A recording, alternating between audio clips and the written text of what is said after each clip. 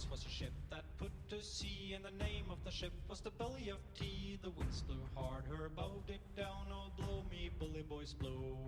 Soon may the wellerman come to bring us sugar and tea and rum. One day when the tonguing is done, we'll take our leave and go. She had not been 2 weeks from shore when down on her a right whale bore. The captain called all hands and swore he'd take that whale in tow.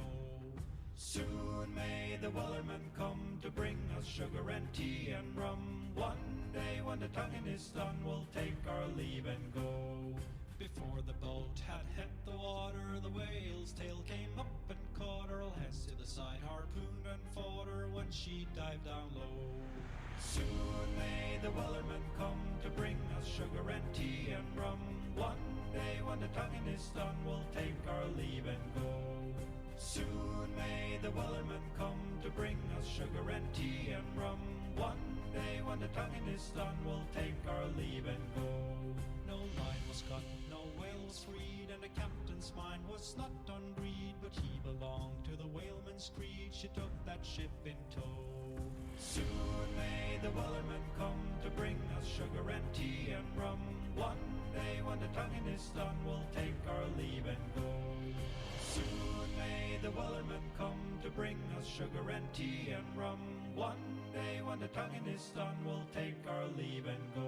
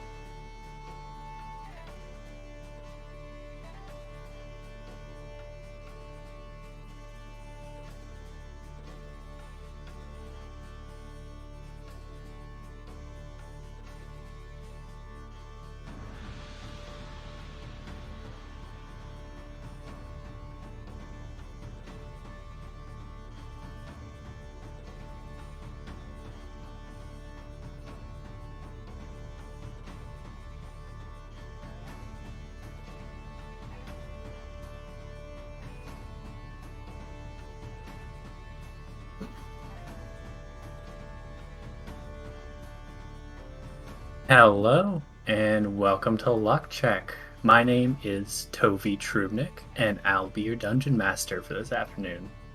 Luck Check is a live play D&D podcast streamed weekly here at twitch.tv/luckcheck every Wednesday at 6 p.m. sharp.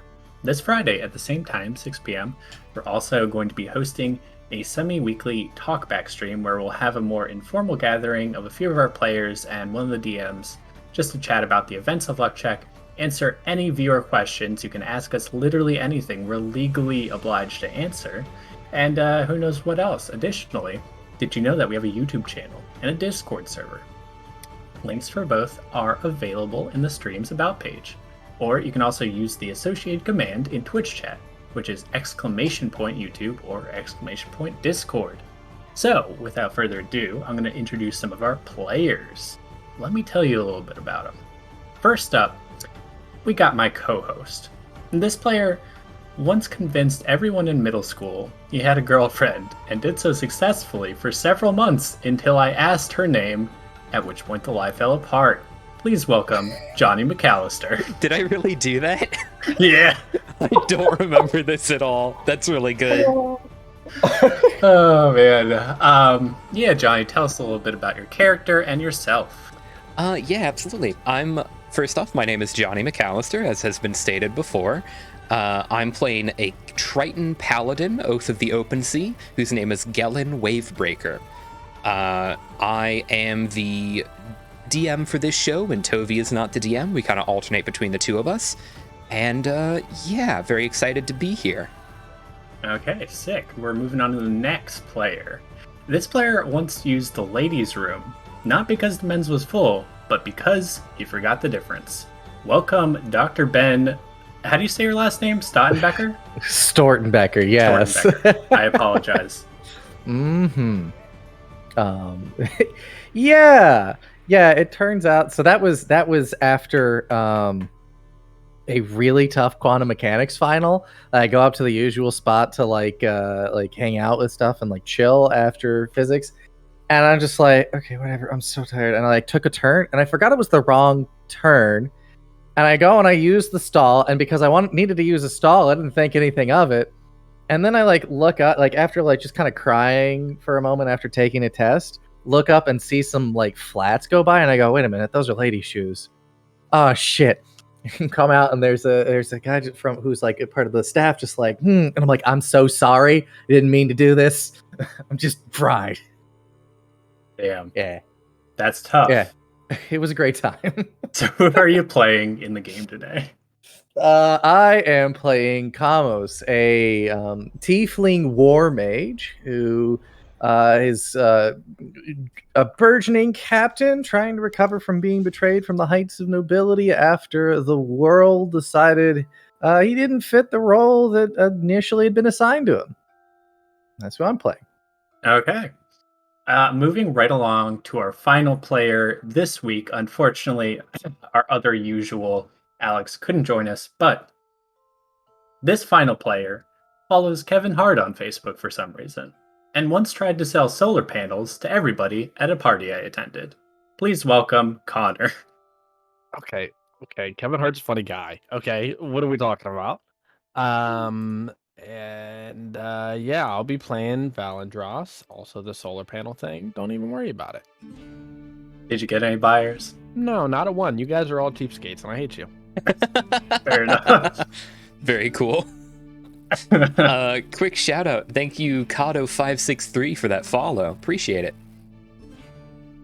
Oh, man. Okay.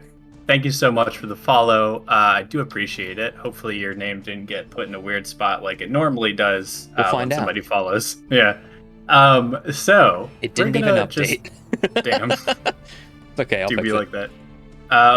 We are going to basically pick up right where we left off, and that is at the conclusion of a combat we had. So, on the journey from Port Kailano to the Galvin Key, you were basically accosted by a ship. It was kind of a patchwork ship, a little bit smaller than your own, but crewed by pirates, and they rammed into your ship and boarded you. You had a hand-to-hand little melee, and pretty handily defeated the entire crew, killing most of pretty much everybody except for Captain William Baskins, I believe, who you left alive for some reason. They left alive the was it his the first mate, his younger brother John Baskins. I see. Okay, so John Baskins is unconscious on your ship. Everybody else is dead. And yeah, so I guess we're going to pick up right about there. What is everybody doing at the conclusion of this combat? So just a slight correction. We had just looted a bunch of things from their ship and then told the one surviving crewmate to take his first mate and leave. Okay, Just I didn't remember that we had looted things yet. We have not. Did we actually go through and find loot? I thought we had just basically said that's what we were. Gellin had just said, "Hey, let's raid them." That's what pirates freaking do. And then we found a few things that haven't been identified, so we don't know what they do. But we did find a few items. I will describe those to you now. You guys found a fine-looking whip. You found a robe that seems slightly magical. And then you also found 3 potions. You don't know what they do. Is Valendros asleep, dead, or not here? I think Valandros is here. Valandros. Yeah, he's here. Okay, Valandros loves the whip. Word. Okay. Valandros can have that whip. I'm not gonna fight him on it. Yeah. Gellin doesn't need it. So, real quick, before we get into the meat of things, does anybody want to give me a little bit of a recap? I forgot to do this earlier on everything besides the little ship combat that happened last week. For sure. I don't think I've done a recap yet, so I can go for it. Last week, while the players were preparing to leave the Port Kailano, they heard a bit of information that one King Casimir Ackermain from the Corrigent was coming to Port Kailano, and that kind of hurried their departure. We also encountered one Charles Chuck Maddox, played by my brother Ian McAllister, who also wanted to escape Port Kailano after the news that the Corrigent was coming. We outfitted our ship, stole a bit of guns and ammunition from another pirate, and made our way into the ocean near the Galvin Key, where we were briefly attacked by this pirate ship that you described. That's about everything that happened last week. Okay, sweet. Yeah, I do remember that we ended up stealing quite a few cannons. I think we got 4? You got We ended up with Yeah, go we for it. stole 4 4 things. We crosses. stole 2 guns and 2 cannons, which That's what was it was. quite the haul. Let's not forget. Yeah. Yeah, Valandros is a very happy man. Yeah, so we got it's- a lot of guns. In total, the Sweet Marianne now has 4 mounted rifles and 2, I think they're demi-cannons, or are they full cannons? I believe they're demi cannons. No, they were Were they full? You had told me full cannon, so that's why I was. Hey, if that's what I said, then that's what you got. Yeah.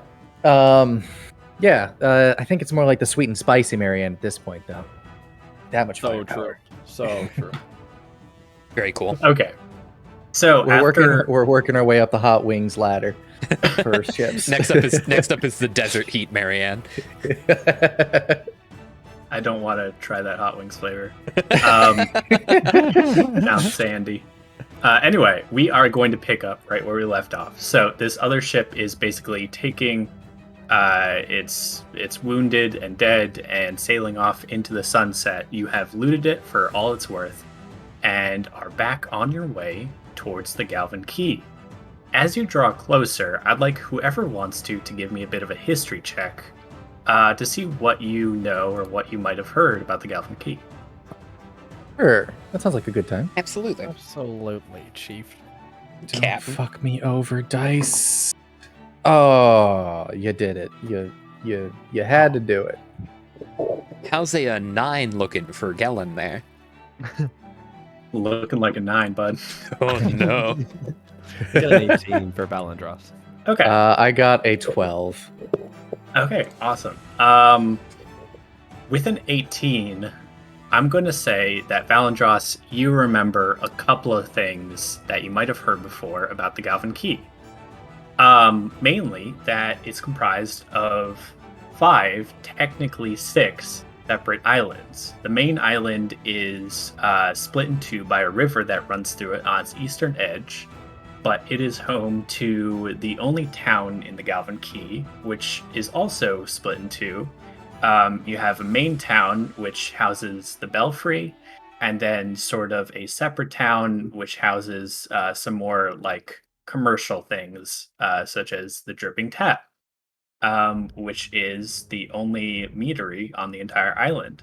Other than that, you know that there are 3 smaller islands off to the west of it called the Narrows. That's where many ships are known to crash, and it's to be avoided. There's an island to the south that not many people know about. It's a little less hospitable than the main island, so people tend to stay away. But this main island is called Galewin.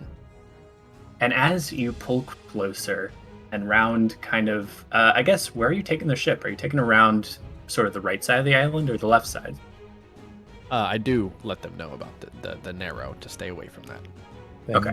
let's go around the right. Almost is going to make sure that we keep ourselves nice and not dead, right? the sea can be treacherous. There are times to take risks. This is not one of those times. There is no reason to actually put ourselves in danger. Okay. Yeah, for sure. As you pull around the right side of the island, you see a couple of buildings behind the mountain that is in the center of the island. You see the part of the town with the belfry in it. You also see a large manor, which is the most eastern building. It's right next to a river, and it has a large water wheel attached to it. As you pull up, you can see that this is very different than the Port Kailano. Whereas Port Kailano had a lot of traders, a lot of shipwrights, basically anything you could want. This is quite a bit more bare bones. So I want to know whether you guys are landing at the town with the belfry or the town with the dripping tap. Where do you want to make port? Up to you, Captain. Dripping port first. Let's do CD people with loose tongues to get some information first. Okay, awesome. Yeah, it's about a 5-mile difference between the two towns. And as you pull closer and away from the town with the belfry, you see a town that's much more ragged, much more down to earth, much more focused on work. You see several warehouses and company men who are working diligently, processing sugarcane and roasting coffee beans, then bagging them up for export. The main port lies very close to the dripping tap. Probably not a coincidence. People that make port there probably want to get a drink and relax for the night. So, as you pull in, Maddox, your accompanying fellow, the person you gave a ride to, is going to hop off your ship. And man, I do forget what kind of voice he was given, but I'm going to go with something rough. Just remember to say boy a lot at the end of your sentences and you'll be fine. Perfect. He says, thank you for the ride, boy. I'll be on my way now. And he's going to head off pretty much directly for the dripping tap after grabbing his stuff. It was a pleasure to have you aboard, Chuck. Enjoy your winnings. We'll clear of your table, yes? I plan to win a bit more before I retire.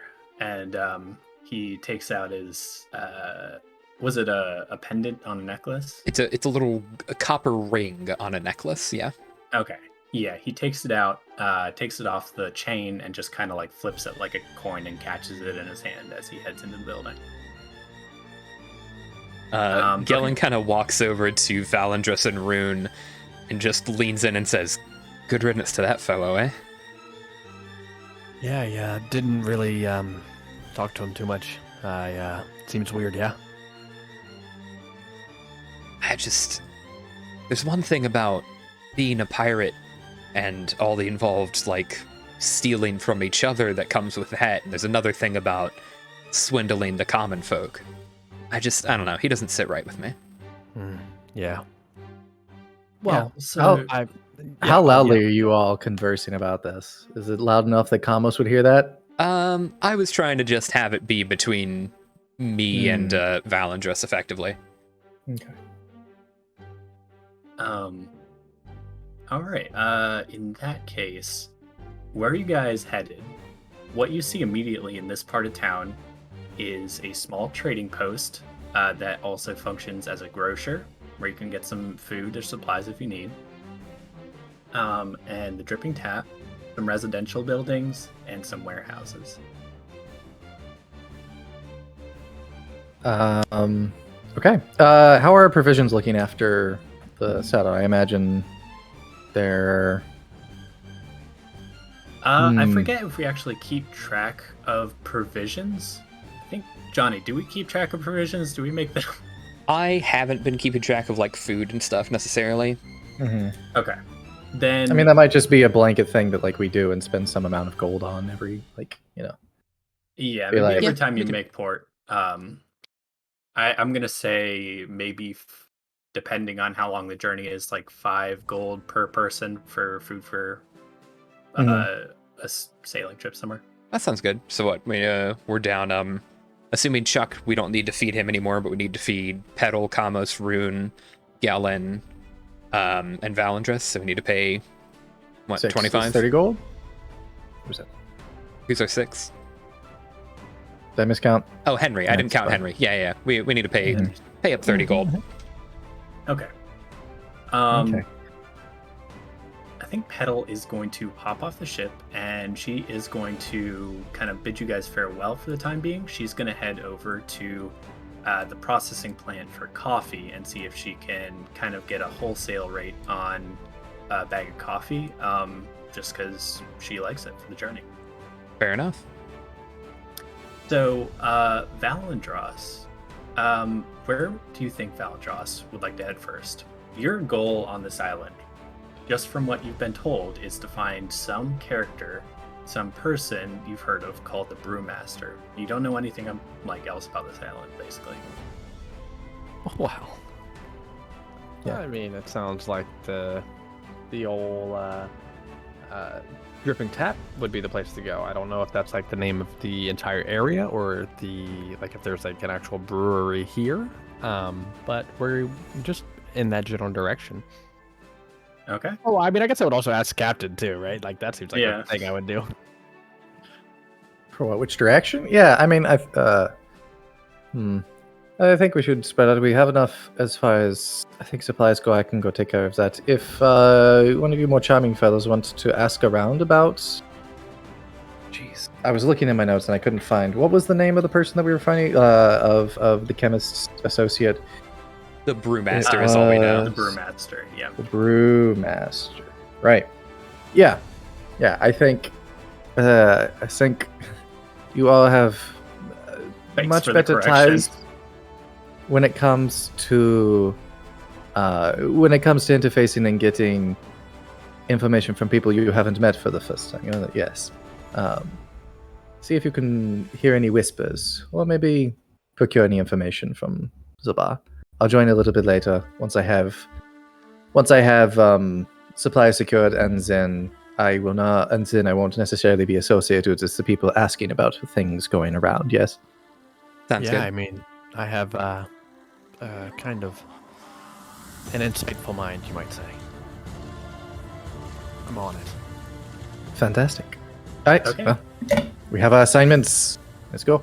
Very well. So, it sounds like, Kamos, you're going to go ahead to get the supplies for the ship, and everybody else is heading to the Dripping Tap. Yeah, that sounds good. Okay, perfect.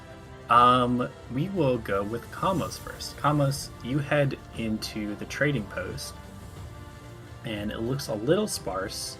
They have some basic supplies, like some hemp rope, pythons, torches, things like that, just anything like a normal person might need, like going out in the jungle.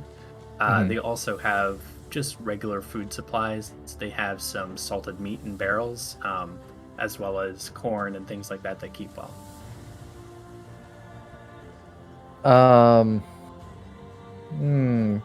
We get some salted meat, and then also, is there any fruit?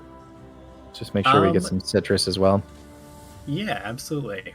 I would Being a say learned boy, that we know about he has scurvy. kind of like a bushel of apples sitting there that you can buy.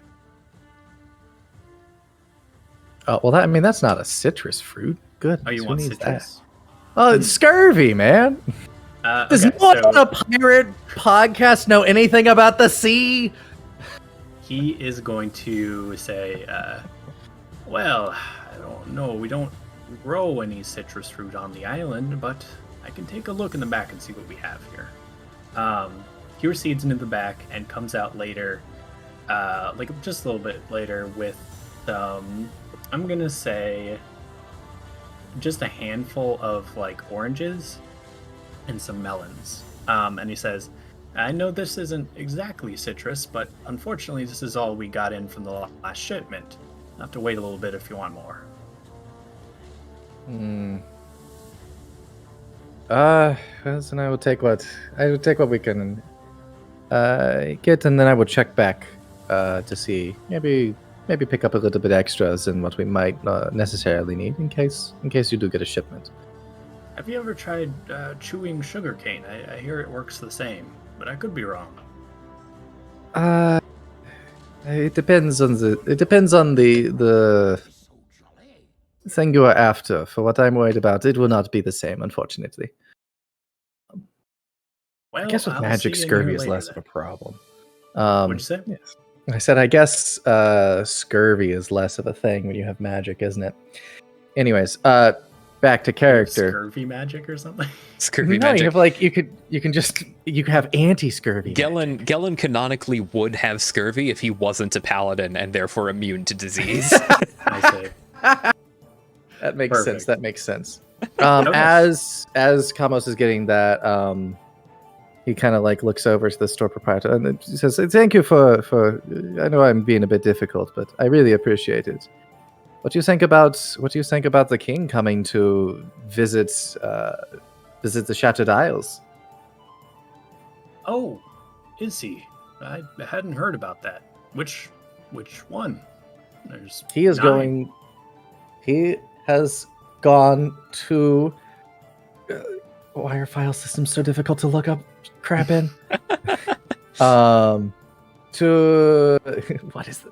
All right, DM. I don't know. I would roleplay this, but I'm bad. It's okay. I put you on the spot there. Bad. I should remember this. It's so straightforward. You're all good. Let me actually look it up because I can tell you. The Ackerman, name, right? yeah, the name of the king that's coming to Port Kailano specifically in the Scattered go. Isles. His name is King Casimir Ackermain, the Skull Crusher, the Furious Mane. There you go. I remembered the epitaph names, but I didn't remember anything else. And unfortunately, I've read too much Brandon Sanderson, so the Scattered Isles sounds very much like the Shattered Isles, and here we go. Anyways. Very good. Oh, yes, he is was passing through into Port Kailano, actually. Quite a distinguished guest, I think, for the Scattered Isles. Yes, that's quite odd. I've never heard of one of the upper 3 coming to the Scattered Isles. That seems like quite the risk. I didn't think they would want to run that. I wonder why he's here. I was wondering the same thing. It seems like quite a drain to maintain proper security in such an area, but he is known as the Skull Crusher, so maybe he's looking for a fun fight. Well, I hope there's not a war brewing, but I'll just have to keep my eyes out if you don't know anything more. Unfortunately, I don't, but keep your wits about you. As always, we live in exciting times. Isn't that true? And I wish it weren't. But, with that being said, will you be needing anything else? Rope? Pythons? Torches? Flint? I believe at the moment we are good on most things. It's merely the perishables to worry about. Because we haven't really gone through that much rope, right? Yeah, I think so. Yeah. You know where to get them if you do end up needing them. And with that, we're going to cut back to the Dripping Tap. You all, led by Valendros, walk into this little brewery. It's right on the shore, just adjacent to the docks. And you are greeted by a warm interior, sounds of guests enjoying themselves, drinking, just kind of joking and laughing. It's much different than the Seahawks dirge back in Lowtown. Much less of a, I guess, antagonistic environment. It seems warm and welcoming. What do you do? Real quick, I have one quick question. Last session, did we just use gold from the communal pot, or did I put in for the stuff? Because that is going to make a difference for me here. We only needed gold from the communal pot. Yeah. Okay, that is great news. Yeah, Henry managed to get us a bit of a bargain with the mounted rifles. in exchange for getting some extra ammunition for it. Perfect. It's really good. Okay, then I, as Valandros, and I have everyone with me except for Kamos, right? That's correct. Okay. Yeah. I turn to Gellin, and I say, and I assume there's like still like a bar here though, like somewhere where you would go and get drinks. Oh yeah, for sure. Okay. I turn to Gellin and I say, well, I guess I'll go talk to the innkeeper, the barkeep. You want any drinks, or maybe come with, or what are you thinking? Yeah, I feel like a couple of drinks. Couple of drinks would be a good way to just keep our bearings, try and listen in on a few things, figure stuff out. All right. I'll be back then. All right. And I head to the bar. Okay. At the bar, you see a bit of a. I'm gonna say he's a little bit taller. How tall is Valandros? Like 6'1", I think I said, or something like that. Okay, 6'1". You see a man at the bar who looks. I don't actually think he's quite that tall, but he's a human man, and he looks very neat and put together. He's wearing black garments. Something like about his garments almost reminds you of a parishioner or something like that, except he doesn't have the white collar. And he is serving up drinks behind the bar. Behind him, you see kegs that look like they are fermenting various liquids. It looks like whatever this is, he makes his own mead here, and all of this like is basically like his creation. Okay. You got a name tag on him by chance? He doesn't. Okay. Most people don't. Just checking, right? You never know. Can I make a perception check to see if this guy wears his name on his sleeve anywhere? Perfect. Can I make a history check to see how late stage capitalism has developed? Like how far we've gotten into on this in this Not world? quite at the late stage. Okay, fair enough. Yeah, no, I approach and I just give him a. Are Hey, people how's only it, known by numbers yet? Wow, not quite. Hey, how's it going? I looking for some drinks. What do you suggest? Oh, I think I would suggest the honey mead. I just got a fresh batch. It finished fermenting. I make it here, actually. There's an apiary round back. It's wonderful. You have to try it. In fact, first drink's on the house. Oh, well, He pours you one. Okay, I need, if you don't mind, 1, 2, 3 more? Question mark? Enough for the party. I can't remember what that is. It would be 2 more, including the one you got. Would it? Is Henry with us? Is Rune You know what? I forget that Henry exists. You know, That's too bad. Henry's my party member. He's the healer. It's easy to forget him. Yes, I asked for 3 more. Okay, perfect. He says, okay, unfortunately, I can't give these to you for free, or else I wouldn't be running a business. But Absolutely. First one's on me, and the second, third, and fourth will be coming up shortly. And he retreats to get some more glasses. While he is doing that, do you want to give me a perception check? Absolutely, I do. Perception. That's a 15. Okay, as he turns around, you notice a name tag pinned to the back of his garment. It says, DM, what's it "Forest made out Death." of? It is made out of wood. It looks like it was carved with like a hot material, kind of like wood burning. Oh, wow. And what was that name? I'm sorry. Fancy. Horus Seth. Horace Seth. Okay. Mhm. Love it. Yeah, I'm good on that. Yeah, I just started drinking the mead. All right, cool. Yeah, he comes back shortly with the others and lines them all up at the bar. Do you guys head up to the bar, or are you trying to get like a feel for the place? I think Gellin will observe this interaction, realize that he's supposed to come up and get his own drink, and I want to grab it, give like a nod to this bartender, and then just like go sit down somewhere. All right, perfect. Yep, he gives you a nod back, and you see a handful of tables actually that aren't currently occupied. It looks like maybe everybody's not quite off work yet, and it's a little scarce in here at the moment. Gotcha. I'd like to sit down somewhere within earshot of another table, but not like suspiciously close. Okay, yeah, for sure. The other people at the tables in here.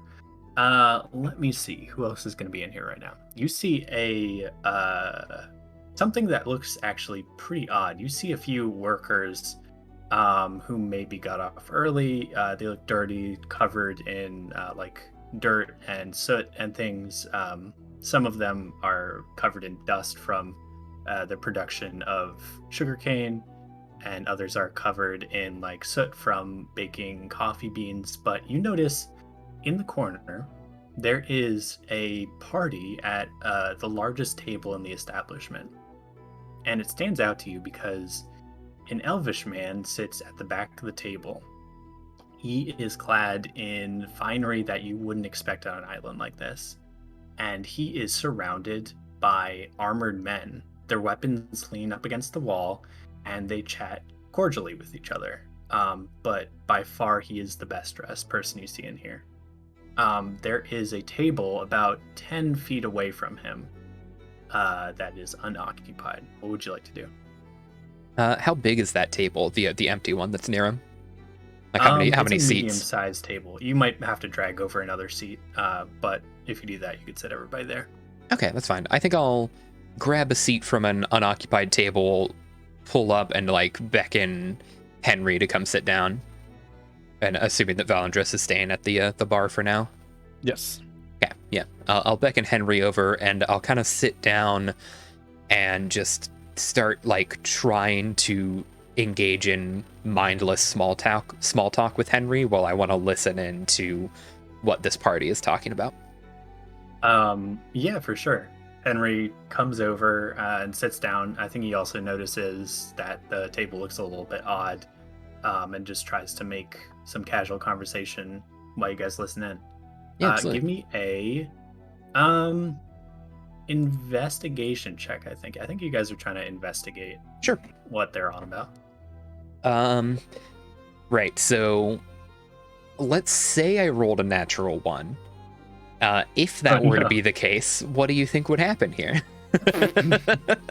But it's a good thing this is okay. only a hypothetical, right, Yeah, Johnny? this is only a hypothetical. I'm just curious what the fail case is here.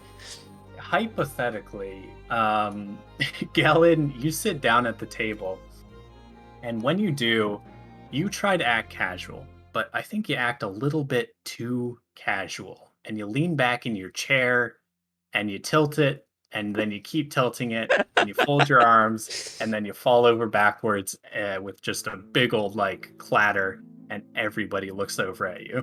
You spill your drink all over yourself. No, not the drink ever, not the honey mead.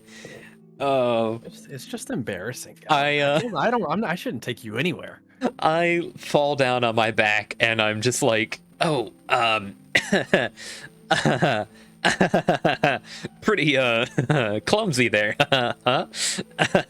And I sit up and put the chair back in place, and then I sit backwards in it like a youth pastor. Oh no.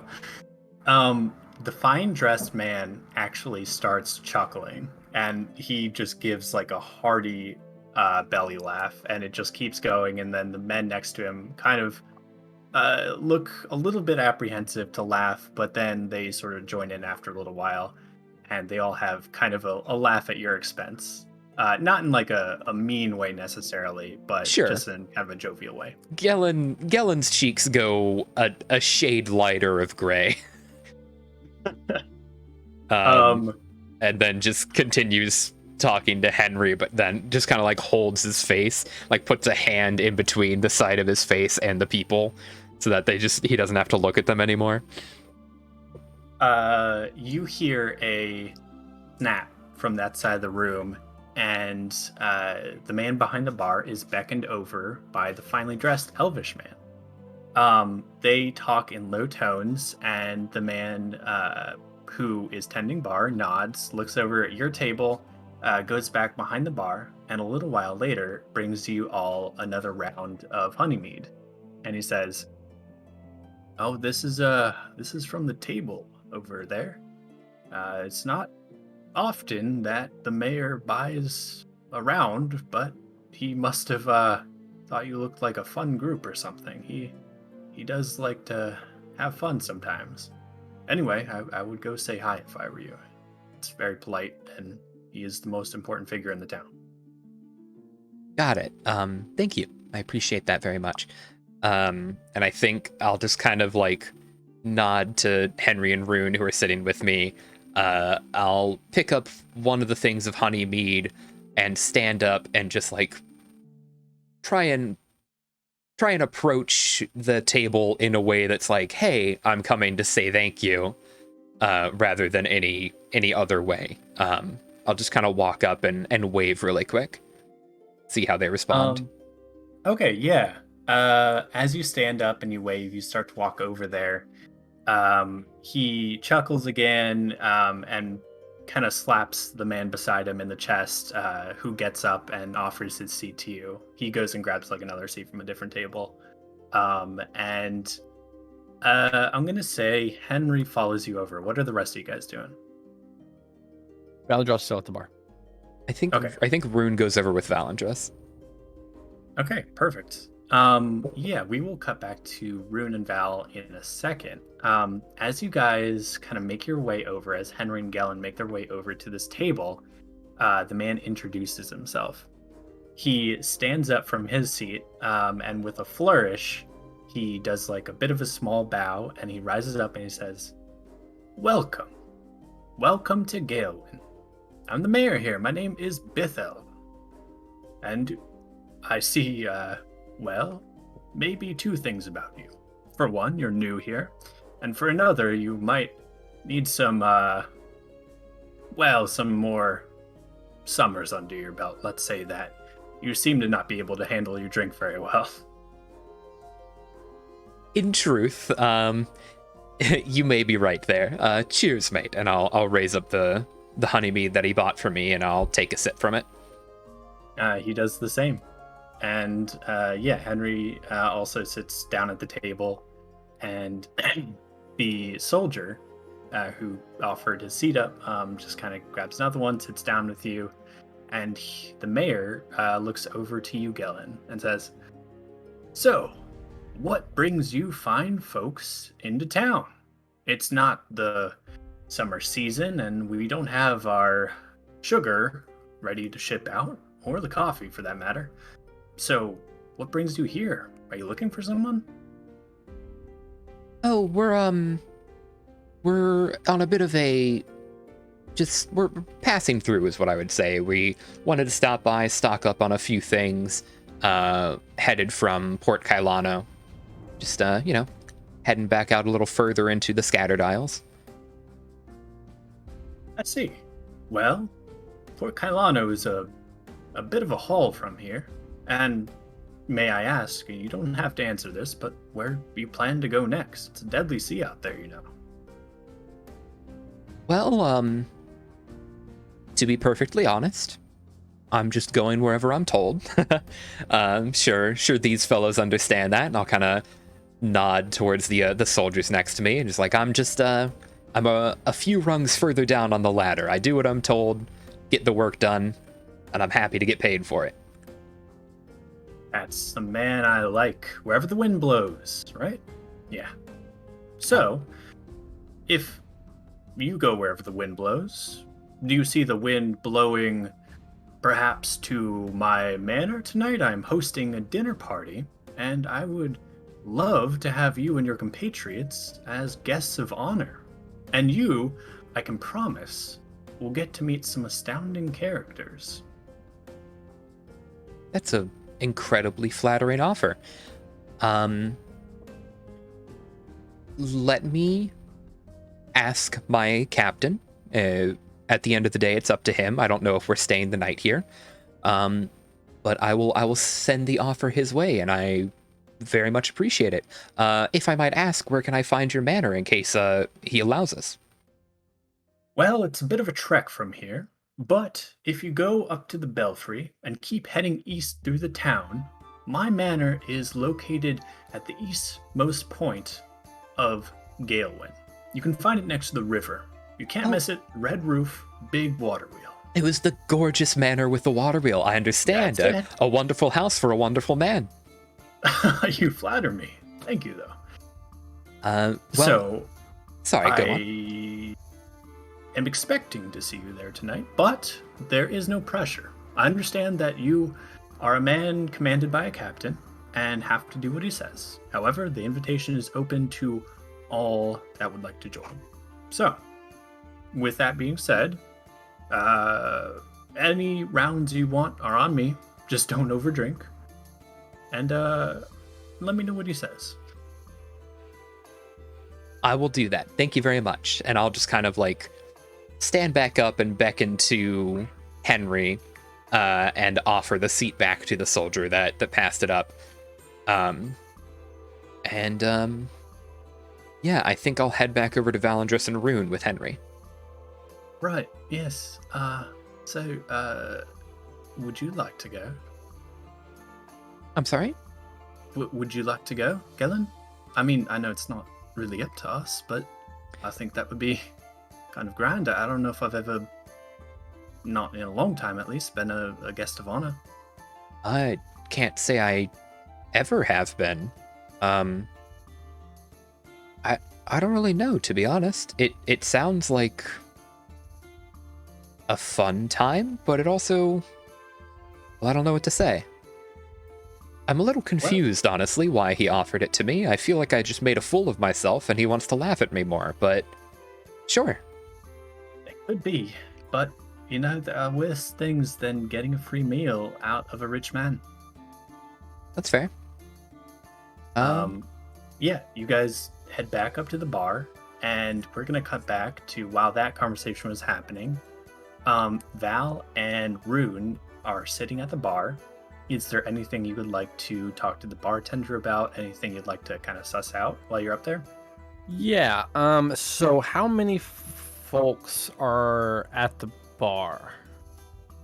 Right now, I will roll for that actually, because I don't have a specific number. There are 13 folks, Oh my including God. the 2 soldiers, and the mayor. So 10 regular patrons. Okay. So how many are specifically like up at like the actual bar, not like in the entire bar? I'm sorry. Let's go ahead and roll for that again. 1. Cool. So one Very person cool. other than me. Yeah. Perfect. So I want to be away from that person. Cool. And then I get the barkeep's attention, Horace, but I don't call him Horace. And I, just drinking the honey mead, and I want to say, so that's not my accent. So how long you've been brewing? Oh, well, you know, it just starts as a hobby. I used to keep bees. Believe it or not, I'm actually the parishioner of this town, and I kept bees as a way to calm my nerves after perhaps some of the townsfolk came to me with their troubles, be them between each other or with the people of the island, spiritual or otherwise. And the bees just calmed me. And I needed something to do with the honey. And I thought, why not make honey mead? And I gave it out one Friday after the service. People loved it. And so I bought up an old rundown building in the lower part of town, and I started the Dripping Tap. Sorry, I gave you my whole backstory. You only asked why I made mead. No, I you seem to be an intriguing fellow. The more I know, the better, I guess. So what's like I get the mead thing and the bees and all that. You how'd you find yourself here? Were you born and raised here? What's the deal with that? Oh, no, I came here on a ship, actually, much like you, from Port Kailano. I used to live in the co-regent, but I moved here on a whim. They needed parishioners, and I was one. I just wanted to change of pace, and I definitely got it.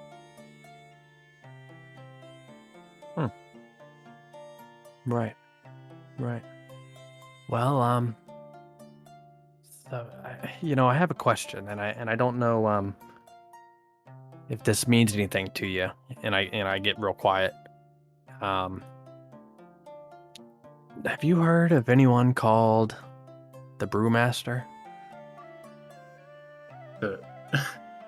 He kind of chuckles at that, and he says, I do know of him. Yes, I'm quite well acquainted with the brewmaster. What would you like with him? Do I know what what we want with him? No. I mean, you guys wanted to find the brewmaster because the chemist told you that they had some more information on curing the black marks that you guys have, which you guys kind of cured for a little bit, but she said it would return eventually. So Right. We that's why you guys had are here. the potion that she gave us. She said would stave off the effects, stave off basically the psychic advances of our friendly creature Trunk for a little while, and told Right. us that the brewmaster wrote and was studying a creature that like she showed me a picture of Trunk pre darkening, I'll call it. Okay. Right, and that's basically all we know. We know that we're trying to find more information about these creatures because shit, no one wants to go crazy, right? Right, for sure. But that's as far as Kamos has, told you pretty much everything. Right, But that's as far as we got. But so do we still have the black dots on the forehead or not? I'm gonna say that they went away for now. You guys don't have them on your forehead. You don't need to wear like bands or anything like that. Okay. Yeah, they're gone for now. Then I will say,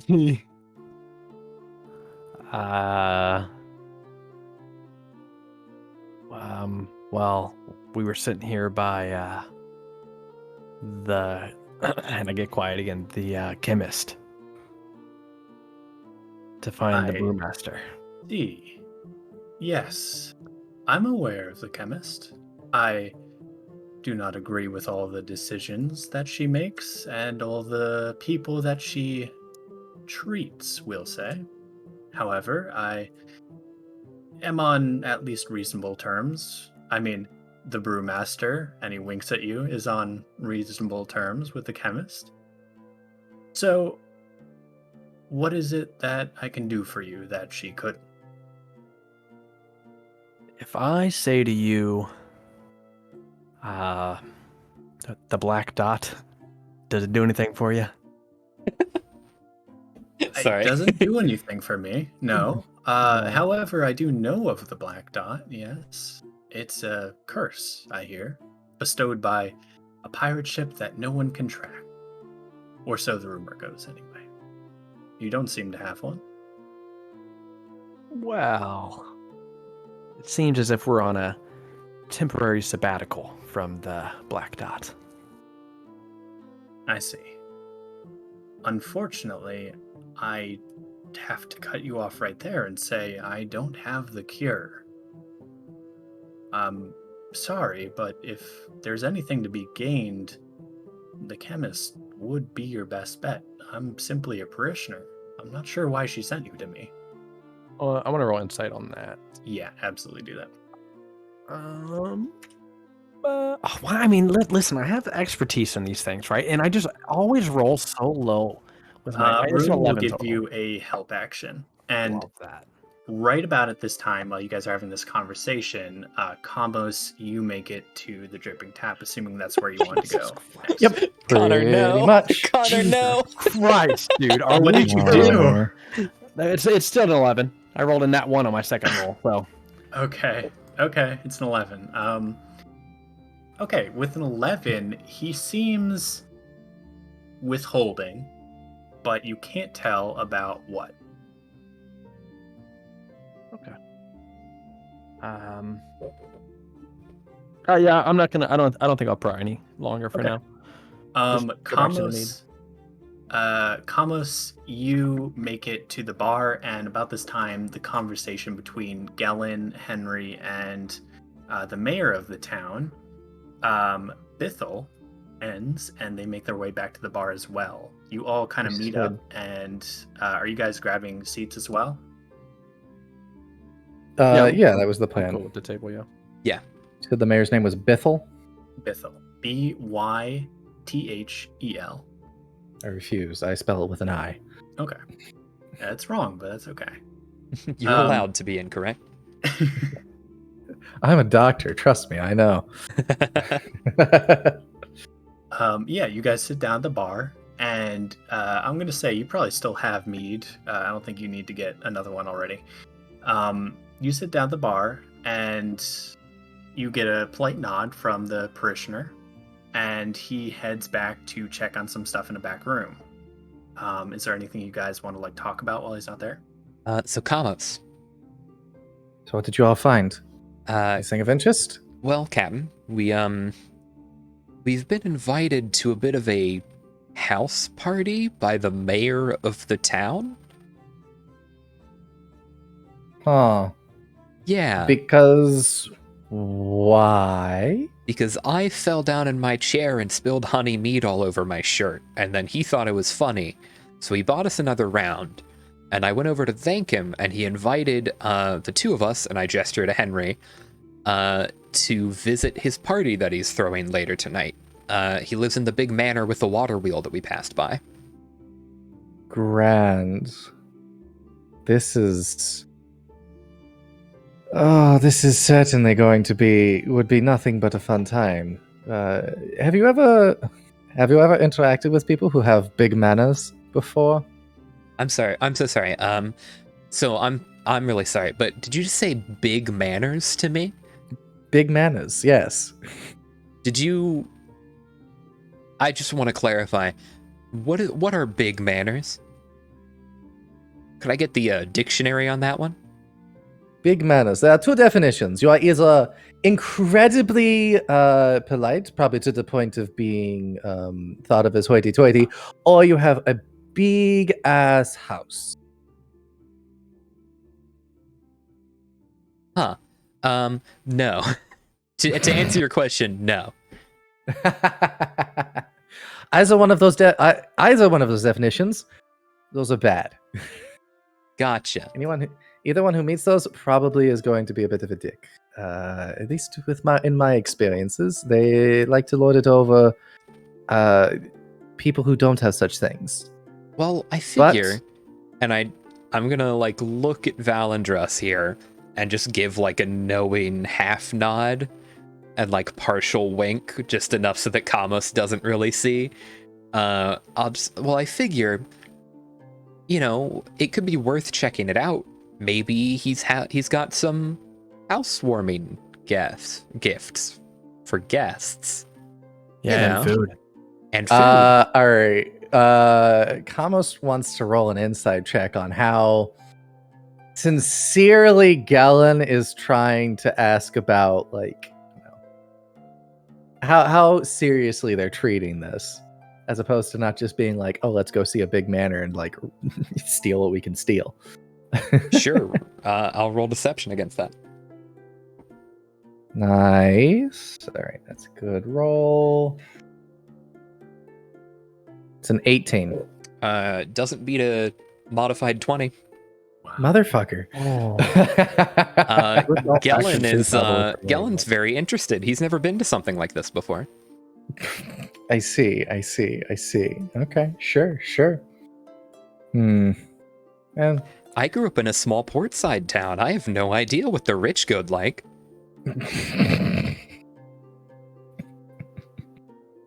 Okay, so as you guys are having this conversation, out of the back room, Horace returns, just kind of rolling a barrel. He props it up in the corner, takes another one down that looks like it's empty, rolls it to the back, and comes back out and says, "So, can I grab any of you another round, or will that be it for the tab?" No, yep, I'll take one. Okay, coming right up. Another he round. pours you another. A round for myself as well, please. I'll pass, thank you. I see. Okay, 2 then. And you? And he looks at Henry, and Henry passes. And I'm gonna say Rune gets another one. Yeah, probably. Probably. So as you guys are enjoying this final round, you see the mayor and his lackeys head out of the building. They give you a curt but polite nod, and they head down towards the port, where they take a bit of a like low, thin boat that looks like it's for ferrying people between the belfry and the dripping tap. And they take it back in the direction of the nicer part of town. So, with that being said, where would you guys like to go, and what would you like to do? Oh, I tell Kamos, and I guess everyone, even though it's quite obvious that that is the brewmaster. The man who. Okay. And I also say, wait, but he doesn't seem to know, or if he doesn't want to share any information about our curse. What did you ask him specifically? Well, I asked him why he was here, Hmm. and I asked him if he knew the chemist, and he said he knew of the chemist quite well, but he doesn't know why she sent us to him. But what did you? Hmm. Did you tell him why she sent us to you? Yes, yeah. He said if he couldn't help. As you guys are kind of sussing this out, whoever wants can kind of give me just a general like perception check to see how if he hears in passing like any of this conversation, how he reacts. Sure. As a 18? Yeah. As he walks by, as you guys are kind of talking about this, he looks a little unsure. He looks like he maybe wants to say something, but there's something stopping him from like joining the conversation, and so he just keeps going about his business. Okay. The next time he passes us, I want to make a slightly bigger deal, like still pretending to be hushed, but like loud enough of just like, I just don't know what we're gonna do if we can't get him on our side. Like, if we can't convince him, this is it for all of us. Like, there's no future. We're gonna die to these marks. Yeah, I guess give me a performance roll. Sure.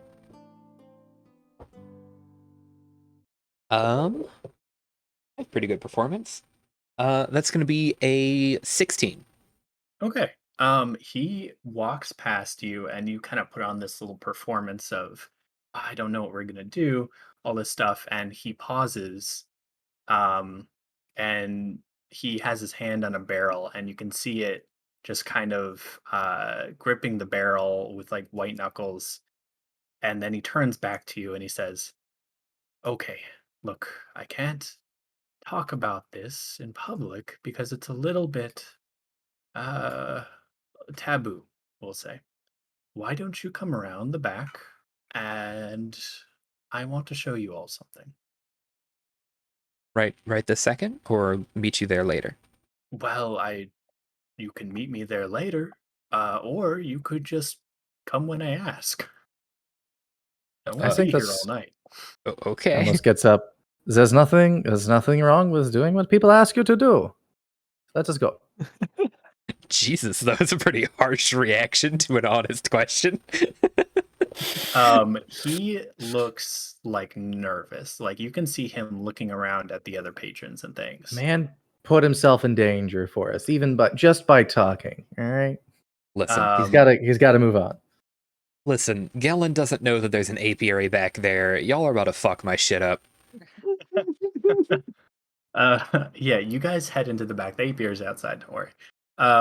You guys head into the back, and you see large barrels, like huge 10 feet tall, 10 feet wide kind of barrels that are brewing this mead. And you see honeycombs that are kind of lined up to be kind of processed into the mead itself. He brings you into a back office and he shuts the door. Hey, DM, real quick. Yeah, How many bees are around? What's their shape and what do they look like? no bees are inside here. The apiary is out back. Okay. He I brings you love you, into this Johnny. back office and he closes the door.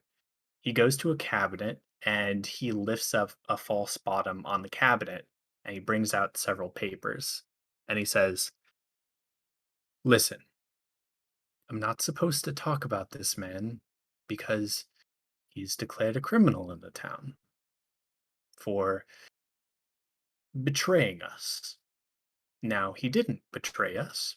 He simply went to live with a native tribe of people, but they didn't quite see it that way.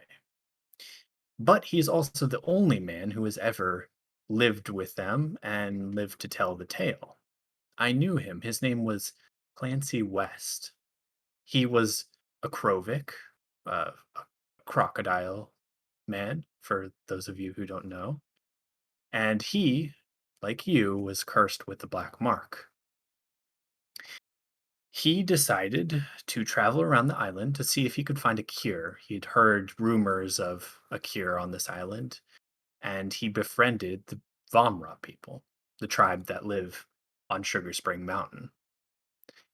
Eventually, he told me they allowed him into their village, and he was the only man to enter it, to know where it was, and to ever make it out alive. They tried to get that information from him when he came back into town. He wouldn't tell them, and so he was declared a public enemy. But he brought back sketches with him. These sketches. And he lays them out on the table, and you see sketches that look an awful lot like the creature that several of you have now seen in visions. This Did centaur we? looking stag creature. Only We have Kamos has seen it. almost only Um, Kamos has visions, but did wasn't the the creature that popped out of Henry's eye that yeah, was did in that the look same shape, different? right? It was relatively stag-like, yes. Okay, yeah. So it looks similar to those two creatures Okay. that you guys I'm have sorry. seen. What was the tribe called? I'm so sorry. The Vamra, Vamrah.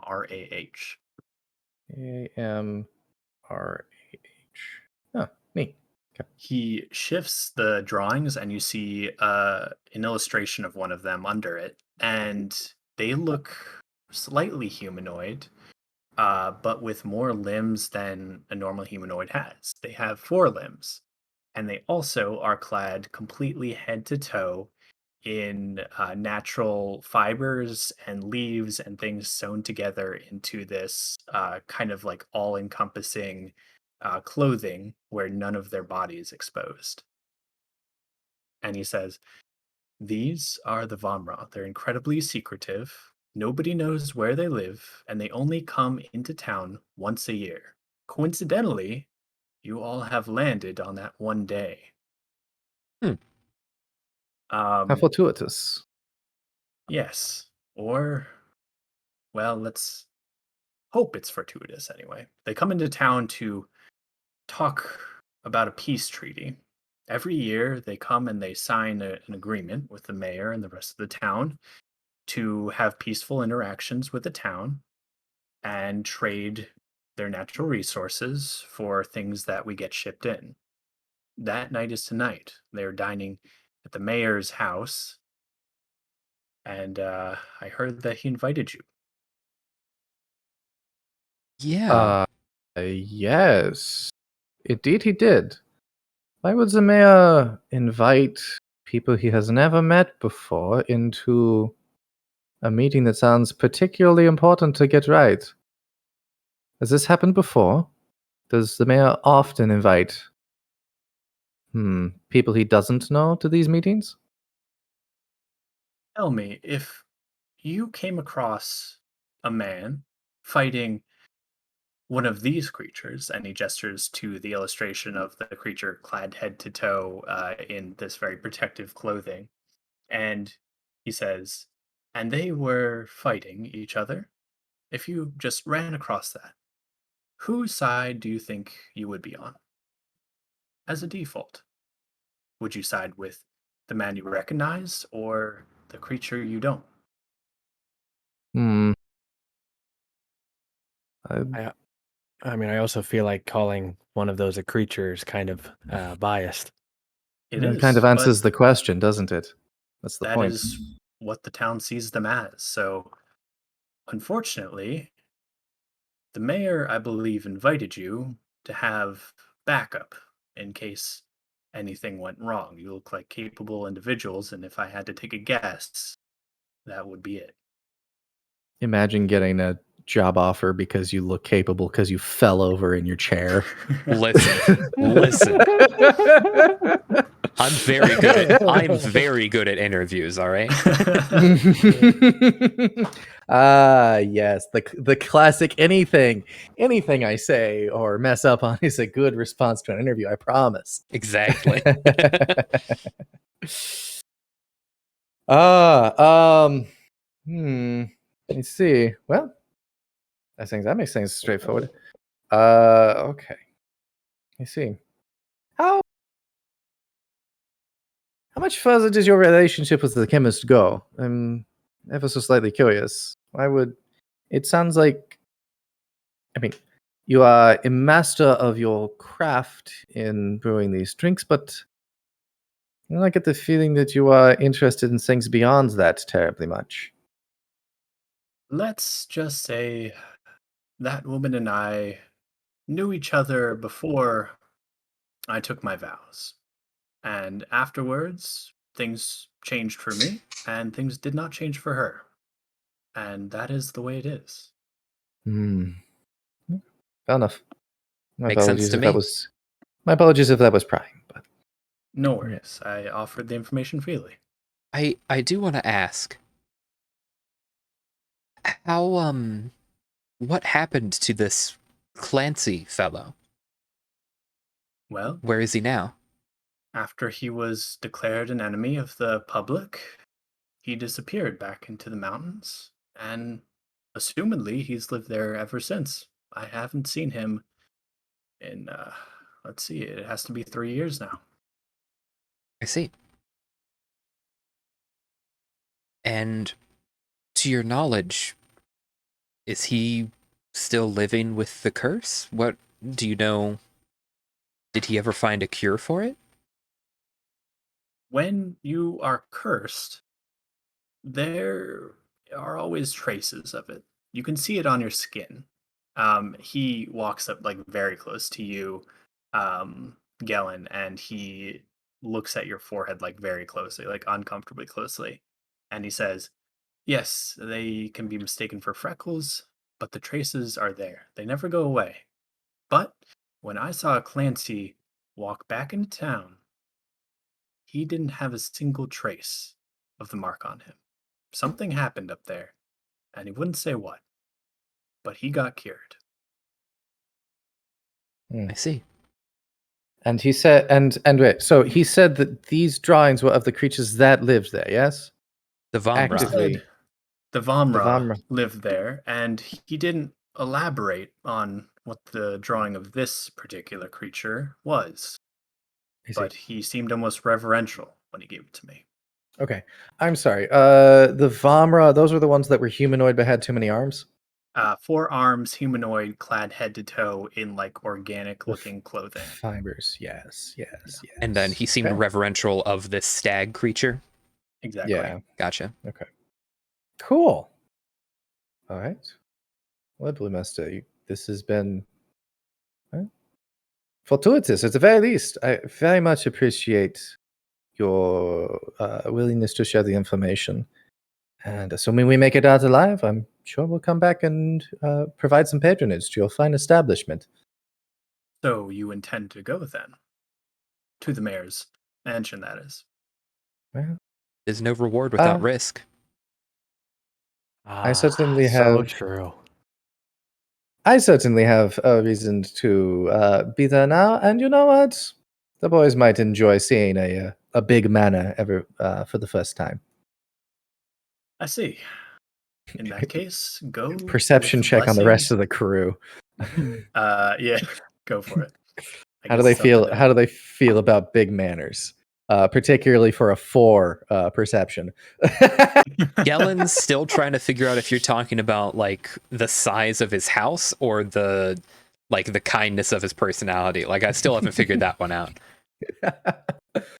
Has anyone? Has anyone? Yeah, you don't see anything before. Mhm. But the parishioner says, I see. Well, if you are set on going, go with the blessing of the moon and be safe. Don't Thank you. trust everything the mayor says. He's a politician after all. And while he's a Certainly. generous man, he has his flaws. Thank you. Are there, real quick then, are there things that we should be worried about? Does he make people disappear, or what's No, nothing along those lines. Not that I know about anyway. But what's the deal with Gabi? Who? That is a reference to a YouTube show that is decades old at this point. A decade old, and I don't think anyone in the world remembers it. It's fine. Cool. Anyways, Thanks. I'm here thanks to for derail that. things. Thanks for that sequitur in the middle of our D&D stream. Okay, great. So you guys, are you taking the drawings with you? He does offer them to you. Oh, yeah, I would love to grab those. Okay. You take the drawings and you head back out into the main part of the bar. And where are you guys heading now? He said to come around dusk, and you can see the sun's getting a little low in the sky.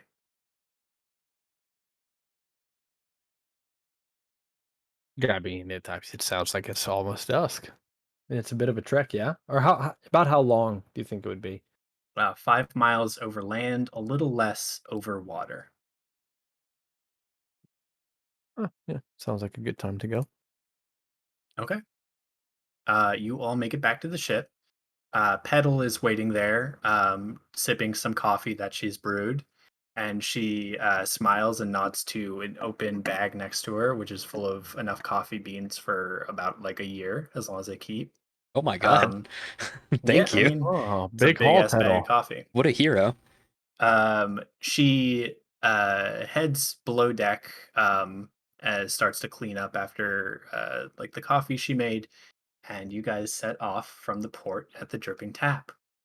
You make it in a little under 30 minutes over to the Belfry, where you land and deboard again.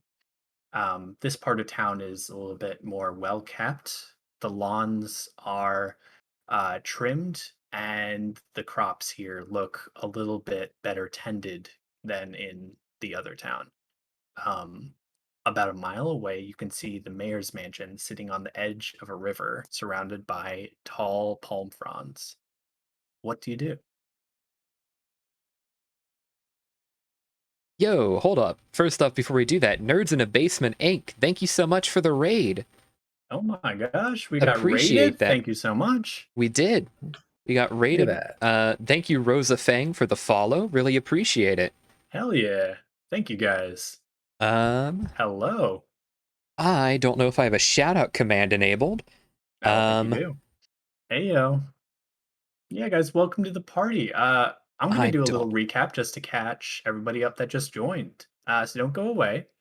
Don't you ever Don't go away. leave. Don't you go away. It's a pretty good time for it too. So basically, this is a bit of a pirate campaign. Right now, our heroes are on this little island called the Galvin Key, specifically the main island of Galewen. They were just invited to have dinner with the mayor, who lives in the large red house on the rightmost side of the island. Thank you so much, Spartan Warrior 2563, for the follow. That is much appreciated.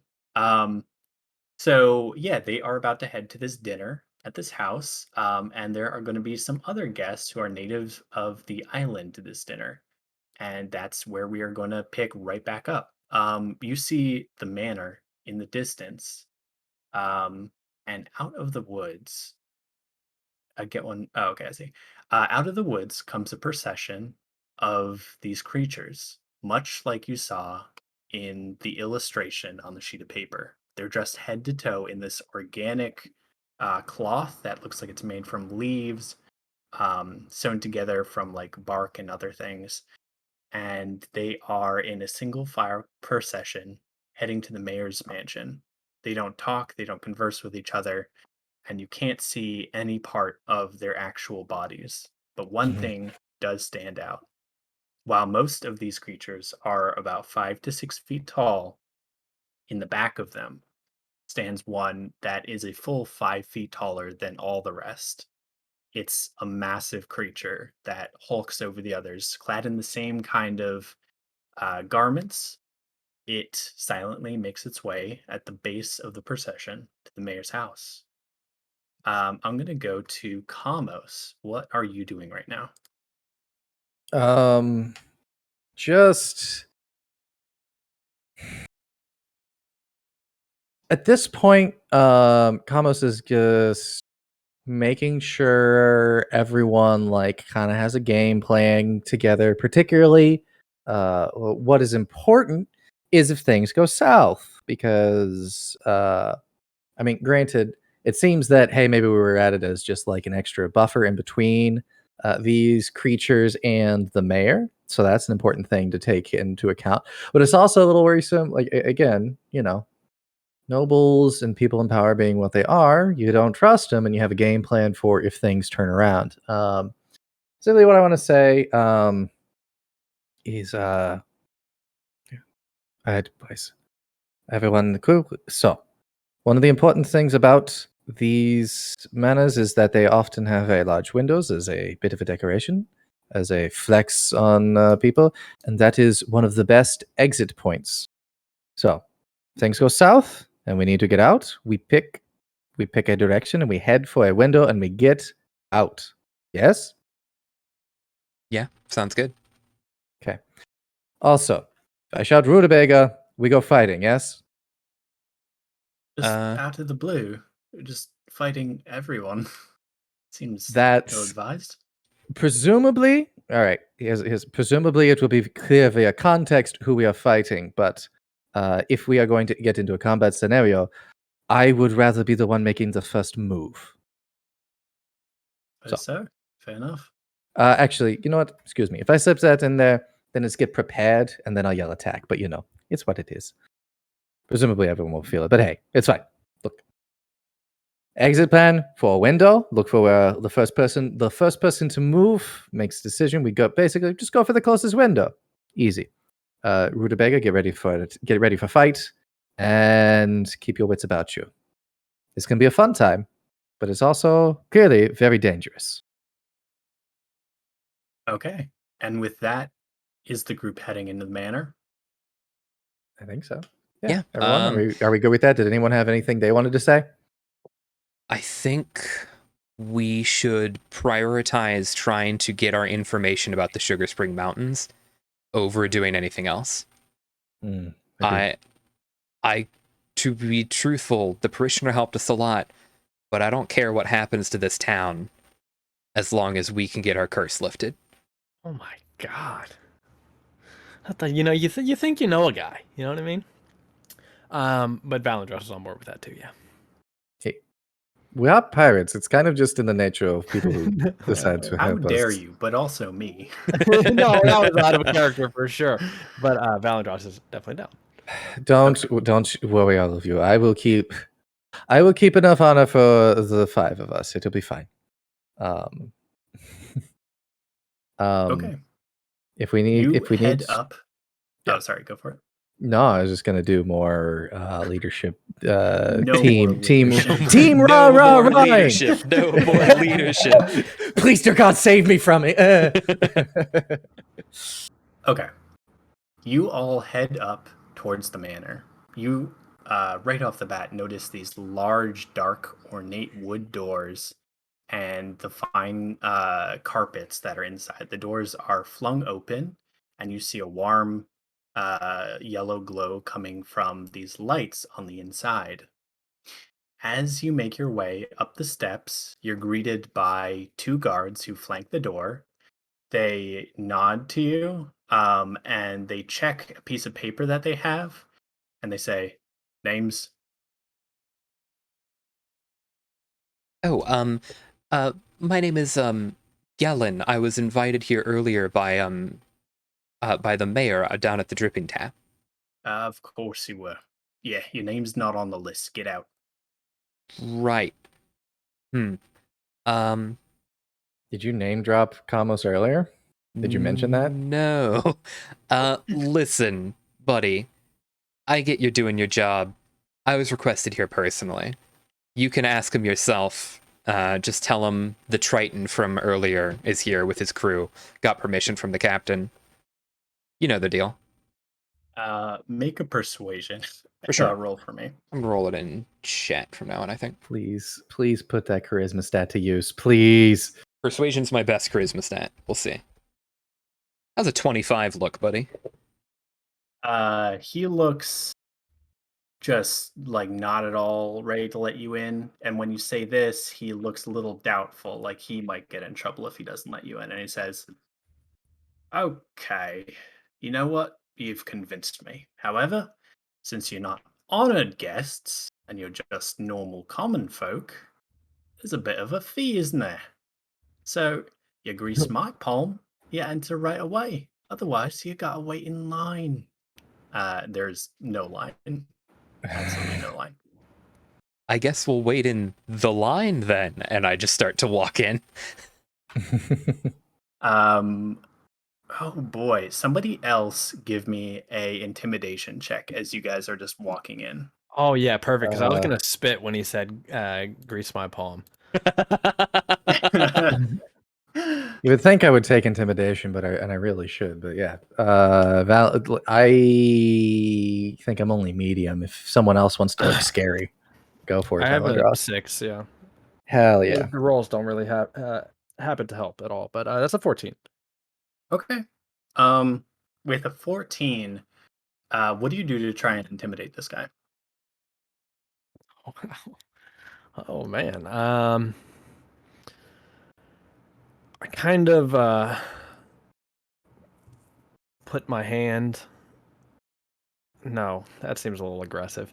I just say, yeah, well, if you don't let us in here, I don't know, you might not have a job tomorrow. He looks at you, and you see him gripping his spear very tightly. And then he relaxes his grip on it and he says, "All right, then. Honored guests, head on in. You're very welcome here." And he steps aside as you guys enter. Inside, I give here's- Valandros a quick high five, but like down low. Oh yeah. Inside, you see this soft, warm glow you notice from the outside coming from several large glass bulbs in the main room of the manor, which is this large hall with a center table big enough to fit at least 30 people at it. At the head of the table sits the mayor, and in the glass bulbs, you hear a very light tinkling noise. They are being turned by gears, and inside are these minerals which are being constantly tumbled and agitated. As they tumble, they light up, giving off this soft glow. And the mayor stands up as you enter. You can see that the Vamra, who entered earlier, are already seated. The other seat of honor at the opposite end of the table is occupied not with a chair, but with the standing, very large Vamra, the one that was about 10 feet tall that you saw bring up the rear of the procession. There are several seats open on the right side of the table, closer to the mayor, and he beckons you all over to come sit. Gotcha. I'll go over there. I'll go over. Gellin will go over and pull back the chair closest to the mayor to let Kamo sit in it, and then take the seat right next to you. Kamos will sit down, anticipating that this is the arrangement that everyone would expect. Good evening, my good mayor. Thank you for the invitation to your fine manor. This is very impressive. Your fine big manner. It is big, isn't it? Yeah, it is. I never noticed before. He kind of chuckles at his own terrible joke, and he claps his fingers very loudly, and a procession of servants come in, and he says, "Now, I know some of you look like you come from nobility, but I assure you, you've never eaten like this." And course after course of this very fine food is brought in, lamb, and like rare like fishes, ones that are like typically very difficult to prepare. He brings in like a puffer fish that's already prepared for you, which is like highly poisonous unless you do it right, but it looks like it was done right. And as much wine as you would like. As soon as you empty your glass, a servant is immediately behind you filling it. And after this large meal, does everybody partake, I guess? And Valendros is down. I also have a question. Is the uh, Vamra, are they eating as well? You see the Vamra uncover a very small slit over their mouth, just large enough to put small bites of food in at a time. Okay. And if you want, you can give me a perception check to Yes. kind of like see inside the mask. Yeah. I don't think Gellin has the manners to know what to do in this situation, so as soon as food hits his plate, he starts eating. Okay. Um, the mayor looks at you and gives another like hearty laugh. It seems like maybe he has been in the company of this high society for a while, and he finds like normal manners kind of charming, and he digs in as well. And he makes a big motion for everybody to come and just start eating. And everybody kind of like follows in your footsteps. Once Galen has a bite, and then like the mayor waves along, chuckles. He is quite a charming fellow, isn't he? And then like starts eating as well. Okay, and what was that perception check, Val? Just an 11. With an 11, it's a little too dark inside their mask to see what kind of creatures underneath, what their mouth looks like, whatever. Hmm. You just can't tell from where you're sitting, unfortunately. Oh, Um, man, do I want to get up and look closer, but I won't. so after the dinner, the mayor claps again, and the plates are cleared. The wine glasses stay, but several large scrolls are brought out and unraveled on the table. The mayor starts going over them line by line as Avamra makes his way to the side of the mayor to read over it as well. They talk about business, the harvesting of sugarcane and coffee, and the continued basically like harvesting of the natural resources of the island that they both kind of talk about in low tones and eventually agree upon. Eventually, it looks like these talks are coming to a close, and the mayor says, "I apologize to our fine guests. They were not here to listen to us ramble on and on and on about things that have nothing to do with them. So, I would like to bring up a topic that may be of some interest to everyone here." And he lifts a small stone out of his pocket and passes it around to you, Gellin.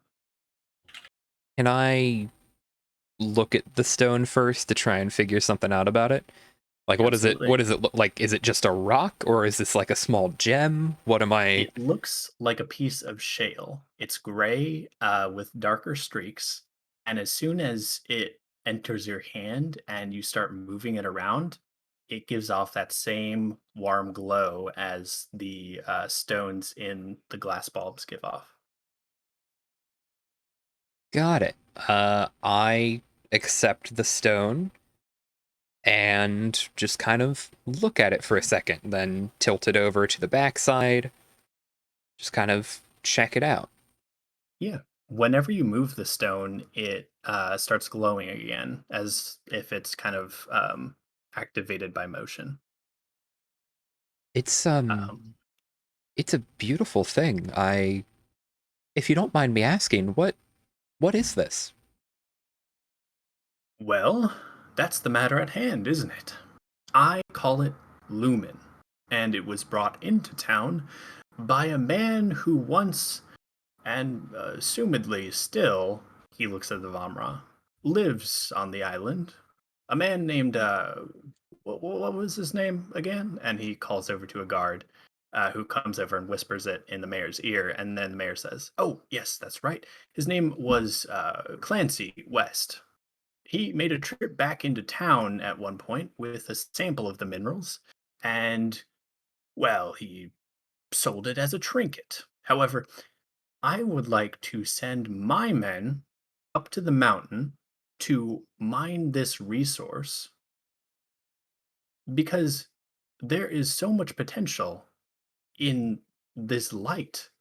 Imagine not having to harvest the wax from bees or the oil from whales.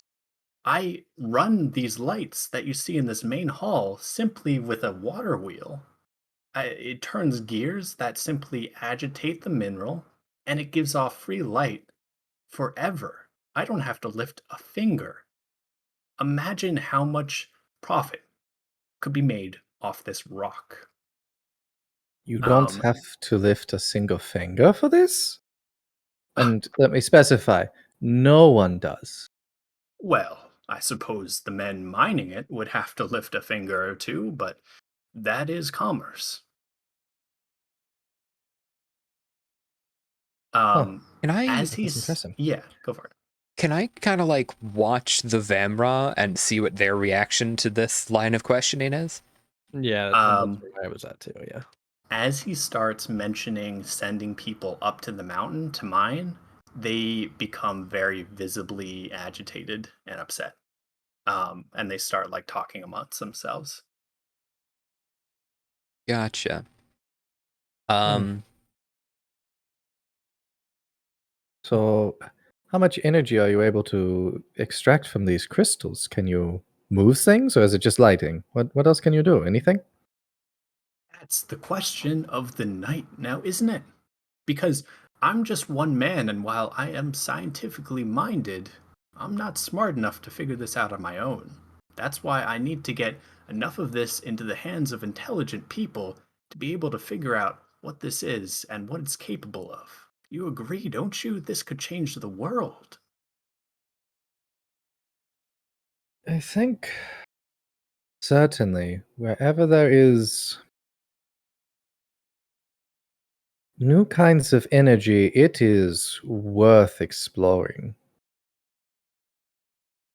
There's always perhaps some explosive potential hidden underneath what you would expect. I think Gellin at that statement lightly kicks Kamos in like the shin underneath the table, Okay. but like tries Mm. to maintain an Mhm. air of interest above the table. Um, doing that, Kamos will then look around and I think also notice the reaction of the Vamra around the table. The reaction to you being kicked. No, no, I imagine that he didn't kick in an audible way, but more just the reaction of like the topic of discussion. Oh, I see. Um, They look not only unconvinced, they look unintrigued. Like they absolutely do not care to find out what this can do. mhm, mhm. Um, okay, but they aren't.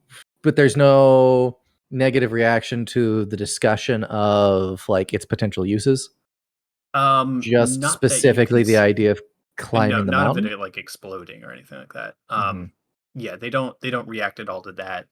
Um it mainly seems like this is something that they're aware of. It's also something that they do not want to give out. Right. Anyways, but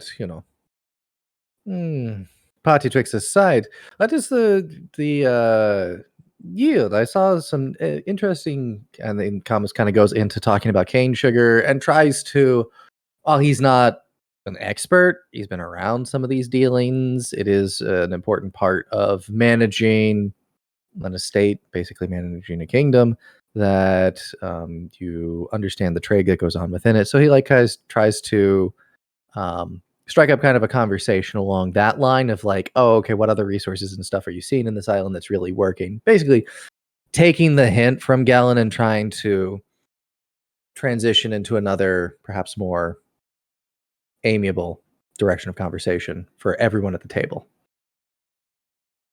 As you do this, the rest of you notice that the mayor doesn't take his eyes off the large Vamra at the opposite end of the table.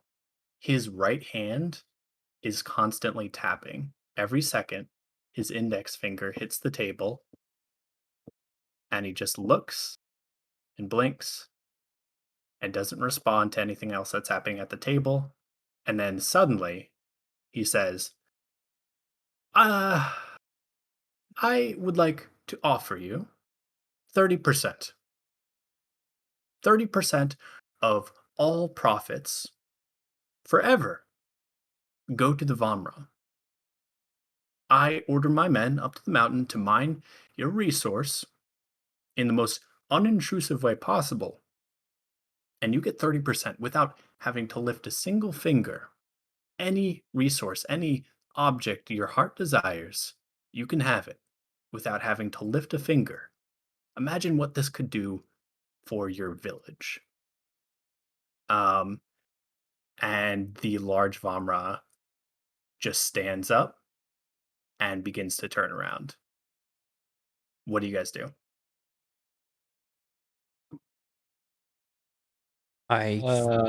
Nothing. Yeah. I think Specifically, nothing. Gellin reaches down and readies an action in case the Vamra pull something here, because I think he senses some tension. And I put a hand on my gun, but I don't pull it out or anything. It's all very casual. Okay. Hi. Wasn't dinner nice? Was that rutabaga in there?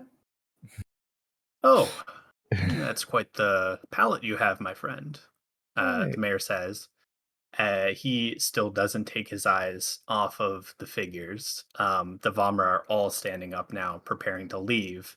And the mayor sighs, and he shrugs, and he says, I thought that might be your response. So, I prepared a bit of a contingency plan. Oh no. Tell me, do you know what substance is made from the seeds of a common apple? Do you? Any of you? No? It's cyanide. Shit. One of the most deadly poisons on the planet. However, when mixed with certain other substances, it can have a delayed effect. And I have placed just enough in your food, O Queen of the Vamra, to kill you 10 times over. Unless, of course, you were to drink the antidote, which we have waiting for you in a cell in the basement of this home.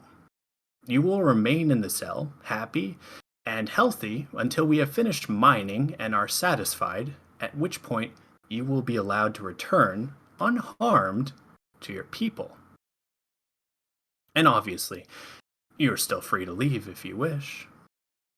Oh, god damn it. Can Gellin make an insight check really quick? Yeah. To see how bad things are gonna go if he saves the Queen of the Vamra? Yeah. They're gonna go real bad. That's a lot of cyanide blood. No, I can save the Vamra Queen with no question. It's just how bad are things gonna go for me immediately after. That's a 17. With a 17, you look around, you see that there are maybe 7 Vomra in here, 6 other than the queen herself. There are about 12 guards in here that look like they are very well armed, as well as a man who looks like the captain of the guard. It looks like it would be a very tough fight for you if you were to engage in here. Can I whisper to the rest of the crew around me and just say, I want to save her. I can make the poison go away. I don't know what to do. Valentros falls back in his chair. Like backwards onto the floor? Yeah. Pulls a me. Yeah. Yeah. Um, You said you this are not island even could noticed. burn. The stakes Damn are too high at this point. I You didn't said this hear it, island Thomas. could burn as much as you whispering. I guess I should like project so that people can hear me. But imagine I'm whispering. You said that you would let this island burn if it meant getting cured. Are we getting soft-hearted so quickly? Got my friend Galen. Do I have permission, Captain? And I'm kind of gritting my teeth and holding my gun.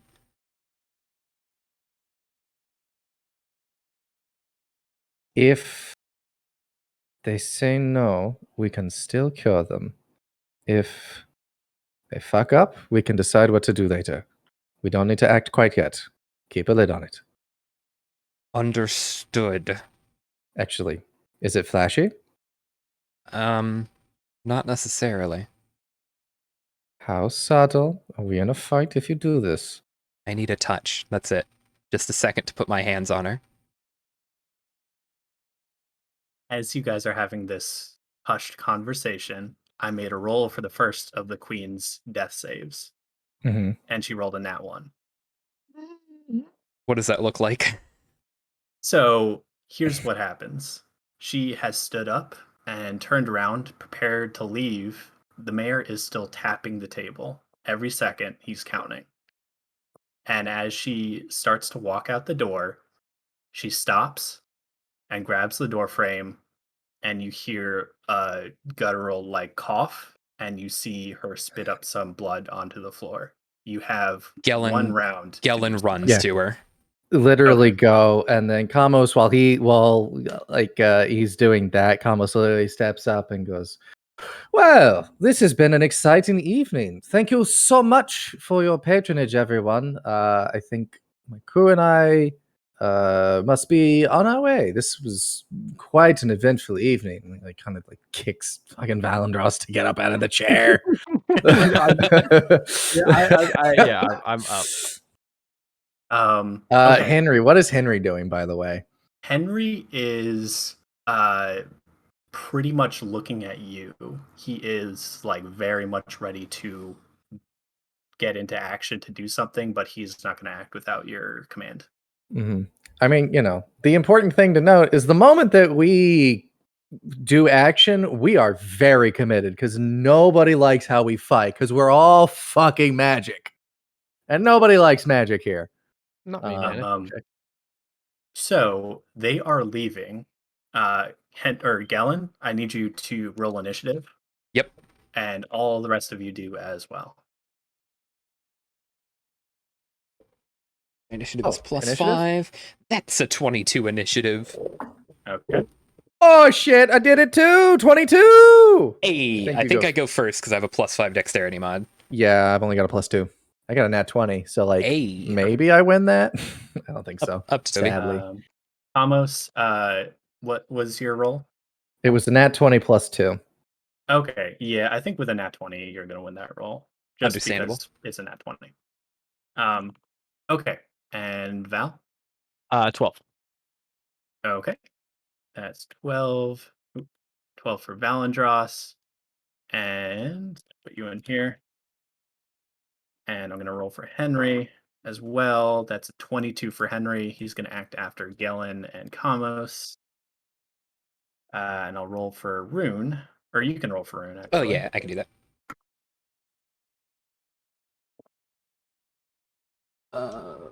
Rune has a plus 2. That is a 17 for Rune. Okay. 17 for Rune. Okay. and you can put on that battle music because I just although we realized haven't- my music paused this whole time. I oh, apologize. you're good. Oh no! Shout out to Jazzy for staying through this terrible stream because it has no music. I got really wrapped up into what was going on, and I just Mm-hmm. the music started. I got scared. Okay. Okay. You are in initiative now. However, the mayor said you were free to leave. The Vamra are very much like heading out the door. They are not going to be coerced into staying. And you are free to leave as well. It doesn't look like the guards are actually like taking up arms. It looks like they're going to let them walk away. But the queen of the Vamra, who I'm going to roll for now, got a 20 initiative. She goes right after you, Gellin, and she is about 30 feet away. Gotcha. Am I going first, or is Kamos going first? Kamos is going first. Sorry. Okay. Okay, then Kamos is going to back up about 15 feet, half his movement, and then prepare. I can't prepare an action and a bonus action, right? No, just in action, I think. I'm not actually sure about that. I know, like, it's called preparing an action or holding a turn, but I'm just like, I want to know what to do. But okay. Then Kamos is just going to prepare to, if things start moving, either to make a ranged attack or a melee attack. Well, semi-melee attack. He's got flexible range because of magic with his rapier to start fighting. I mean, presumably the guards, that's who he's got his eyes on, but also he's not ignoring the fact that, hey, mystic fiber people might decide that you're a threat too. So, such is the life of the pirate. Okay. As you ready your action, you're going to hold it, I'm assuming? Yeah. Okay. Gellin, you are up. You are 30 feet away from the queen. Okay, I spend all 30 feet of movement to casually walk up to the queen, and extend a hand to help her up. Yeah, she takes it. As part of helping her up, I use the Lay on Hands main action to spend 5 points of healing to remove any one poison. Okay. And you remove cyanide? I do. That's the only poison I know of that she has. You forgot about double cyanide. You gotta remove it twice. Okay. No, you remove it cyanide. I would like Turns out to. you the case of gonorrhea that's going to get her eventually, but I would like to, as I do this, whisper under my breath and say, "We're on your side, but we can't do this here." And I spend the Lay on Hands and help her up, and then just step back as and I put my hands back so that the other Vamra see me, just like I'm not a threat, just trying to help. Are you trying to do this stealthily? Absolutely. I the whole point was I want to be the Lay on Hands is the trying to hide it as I'm helping her up. Okay, give me a stealth roll. You got it. good God, do good. My stealth is not bad, but sometimes story rolls are more important. Where's Rune and pass without a trace? Okay, that's a 15. Okay. With a 15, here's what happens. You help her up. You perform Lay on Hands, and she immediately looks much healthier. You can see, you can't see anything of her under the garment she's wearing, but you help her up and she stands straight. She looks to you, and then she looks straight at the mayor, like dead in his eyes. And as she does, you hear a cry from one of the corners of one of the guards, and he says, "Hey, I saw him use magic. Just now, he did it. He healed her." And the mayor holds up his hand, and he says, we don't make accusations like that we can't back up. As I said, our guests are free to go, and I'm sure they had a lovely evening. I hope they enjoyed themselves. Please clear the way to the door." And the guards very reluctantly stand back against the wall and open the way out the Vomra start to leave. I believe you've already used your movement, though, Galen. I have used my full movement and my main action. I don't believe I have any bonus actions that I want to use, so that's going to be me.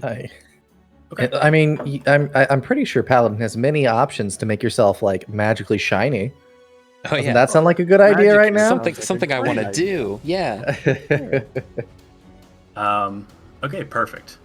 So the queen is up next. She is going to take her full movement to lead her troop out the door. They're going to, for now, act on her initiative.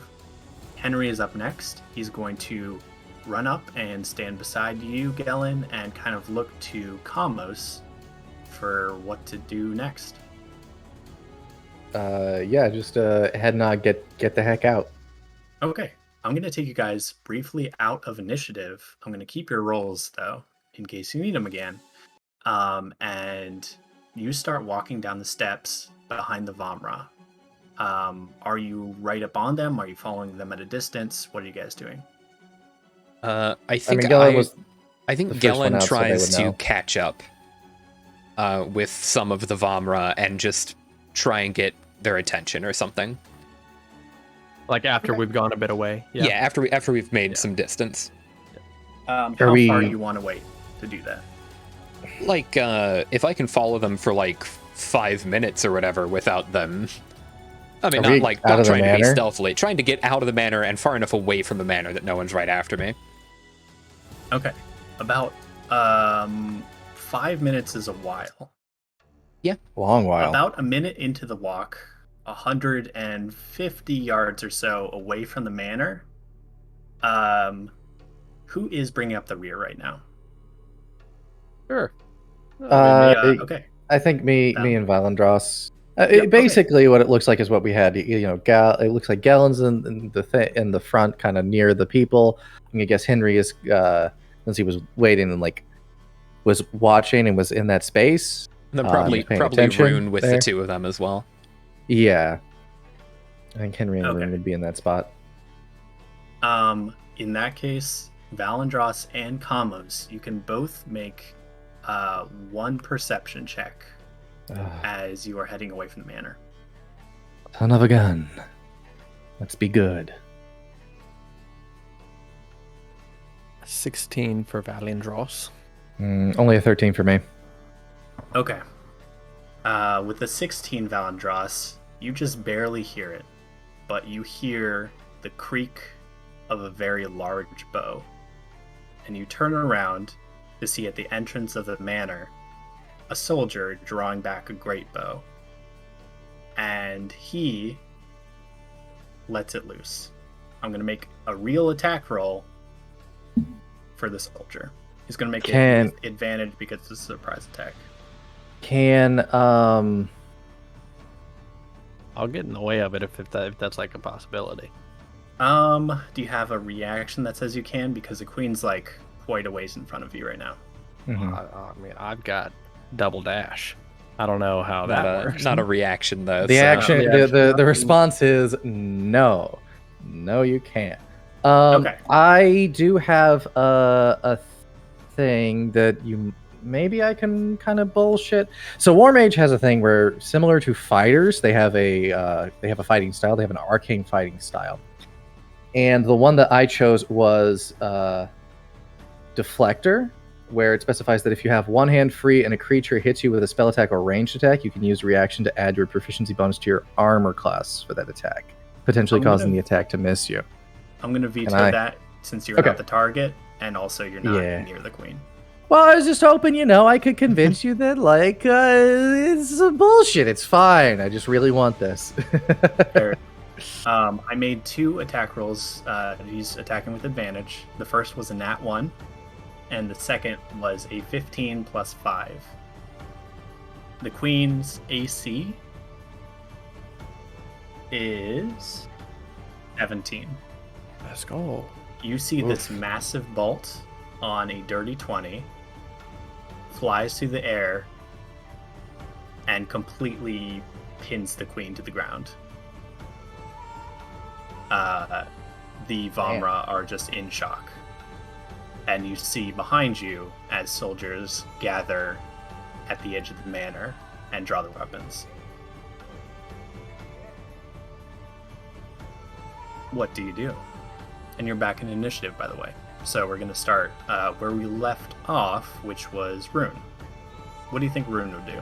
I think Rune would look for confirmation on whether or not we're going in with magic. Yeah, you can confirm that, even if it's not your turn, Kamos. What do so I'm sorry. We had the one that just shot out. Are there other people popping out? It looks Sorry. like 10 musketmen are gathering around the first man with the longbow. There's also a sergeant who you saw ate dinner with you. I see. So they're very far away, yes?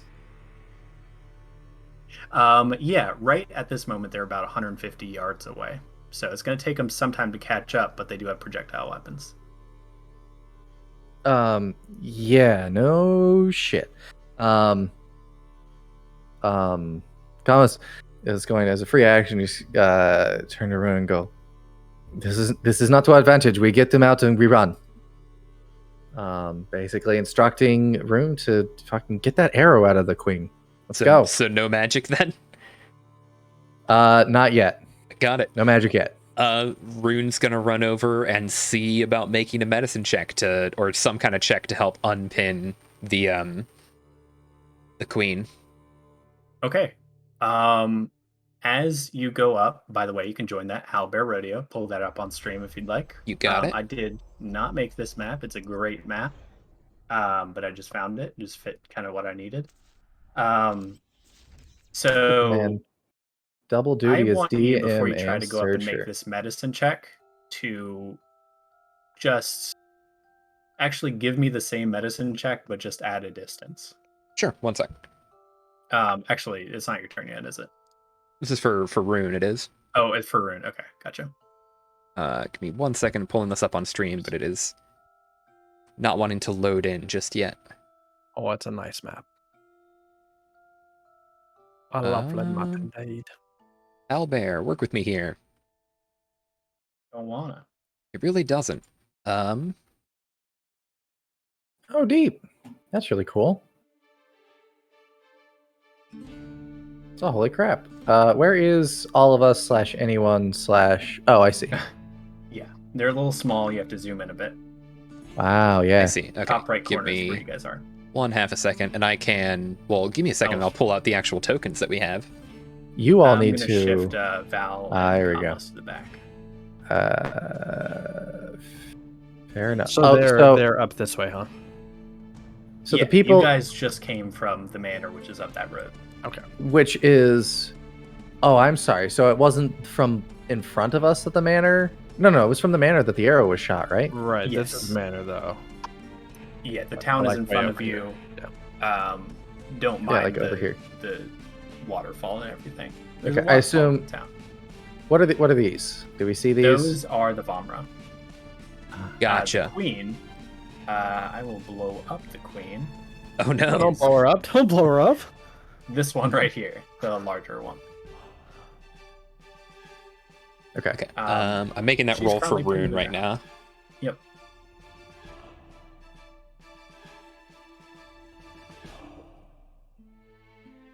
Yep. Rune got a 19 for medicine.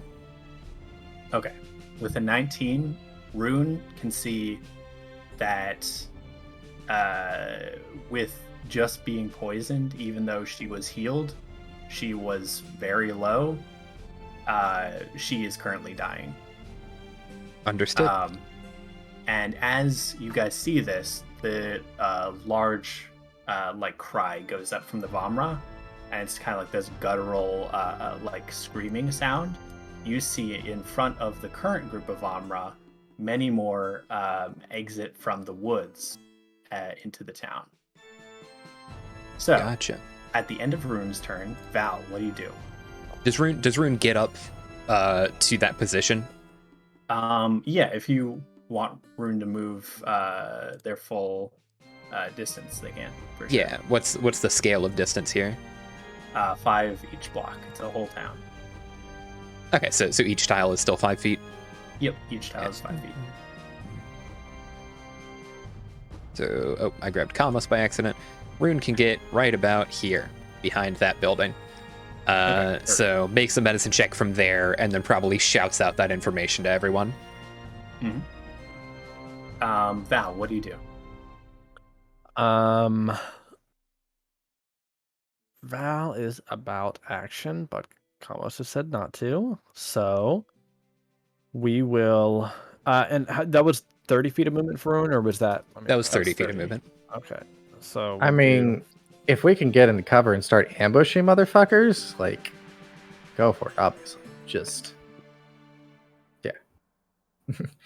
It doesn't make sense to charge at enemies with ranged weapons who are 150 feet away, all right? Sure. That's all I'm for saying. For sure. And they're like 150 yards away. Yeah, 450 quite a feet. ways. Even more. Yeah, for sure. Val is going to hide in some trees or something. Okay. You are, I mean, you can see whatever's on the map. Oh, you're going backwards to hide in trees? Yeah. Okay. Well, yeah. no, we'll hide behind here. We'll take the bonus action to dash. Okay, perfect. Hide behind this in like this little brush here. Yeah, you run up there and you hide. It looks like the Vamra are preparing to, they don't have weapons with them, but it looks like they're preparing to raid the town and maybe try and make a getaway. They are up next, and I'm going to roll a d4 to see what they're going to do this turn. That was a 4. You hear distant cries and screams as they start attacking people in the street, running into houses, just creating chaos. You see a few of them bring out like trinkets and things they like robbed from nearby buildings, but it looks like most of them are on the warpath now. And the 3 in front of you aren't close enough to anything to do anything. These 3, I'm going to say, are with the group as well. That's the other 3 that were in the manor. And the rest are going to move as far as they can. This guy's going to go into that house. This guy's going to go up here. Just kind of like running around, raiding this turn. Kama's back up to the top. What do you do? Real quick, should I roll a stealth roll from a hide, or how does that work? Do I just hide? I'm not exactly sure. I'm not sure. I'm not super familiar with rogues. So the way hide works, it's an action that anyone can take. If you are not within line of sight of any hostile creatures, you can hide and you become hidden. But if any creature enters line of sight of you, they make a perception check versus your stealth check. Okay, so no stealth check yet then. Well, Yeah. well, these guys are like kind of hostile right now, but Are like, they me, treating us as question mark? hostile? Yeah, like I don't know what the situation is. If not, I'm just chilling. A luck roll for it. I rolled pretty high, so I'm going to say they saw you try and help the queen, not you specifically, but your group. They're not hostile towards you right now. Okay. So then I am just hiding then. Okay, perfect. Cool. I'm good. Sorry.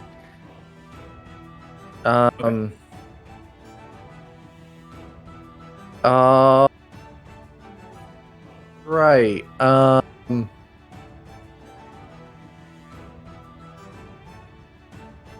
Kamos is just gonna say, all right,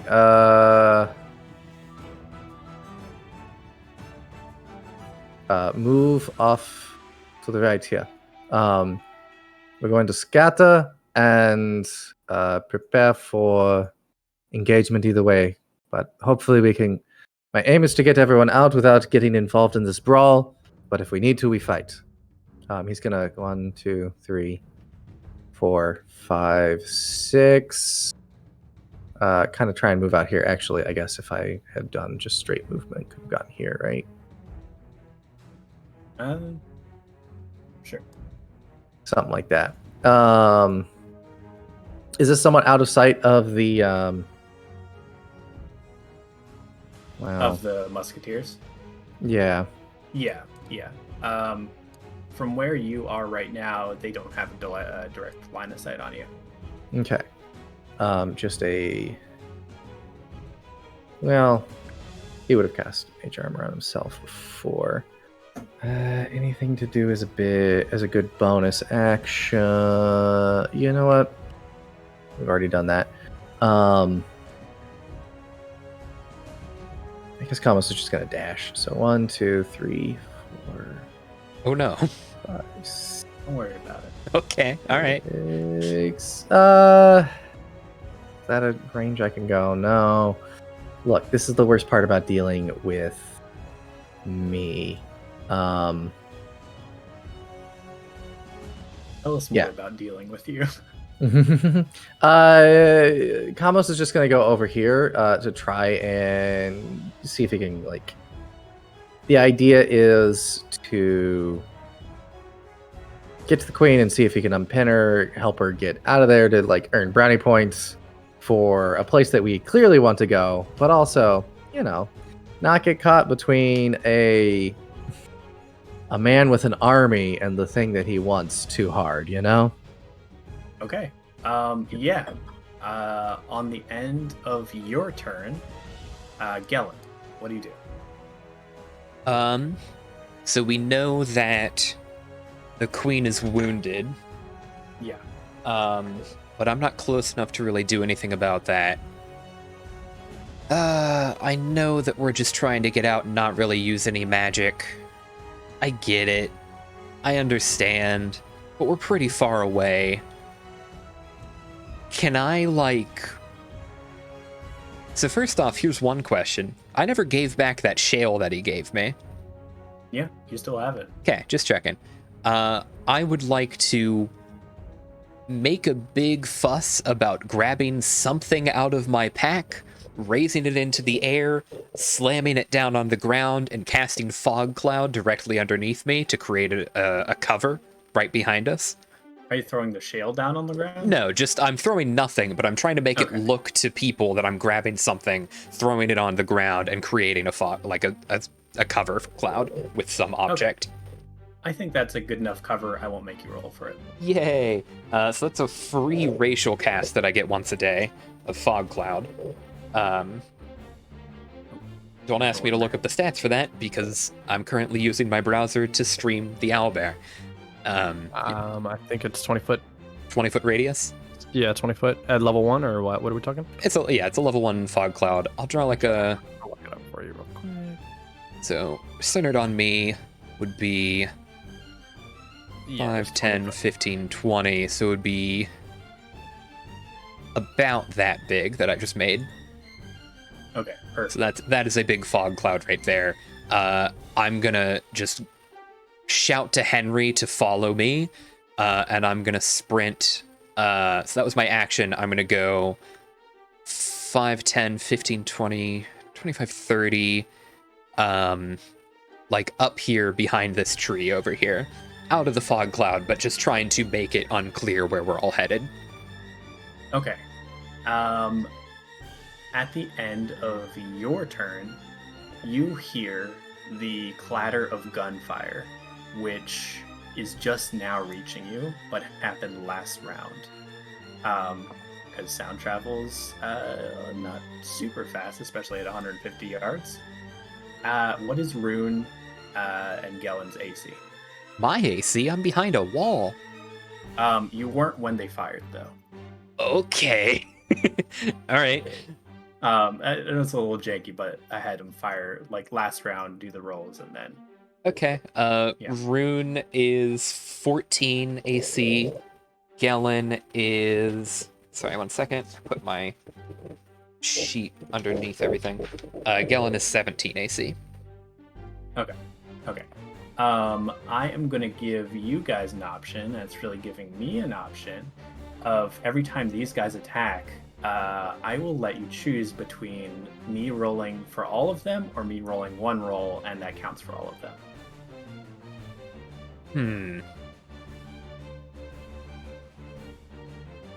I feel like that could be dangerous. Yeah, dangerous. I don't love it. I would rather you roll each attack individually. Okay. I will go ahead and do that. Let me pull up stats for this one boy real quick. The choice is always make the DM do more work.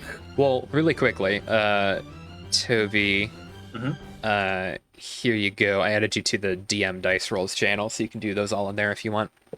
Okay, I do them with me, but that works too. Listen, do whatever you want, buddy. Dice channel? Actually, this might be easier. It's exclamation point R space the number of dice you want to roll, the letter D, the type of dice you want to roll, and then plus whatever modifier. Okay, gotcha. And I won't look in the DM rolls.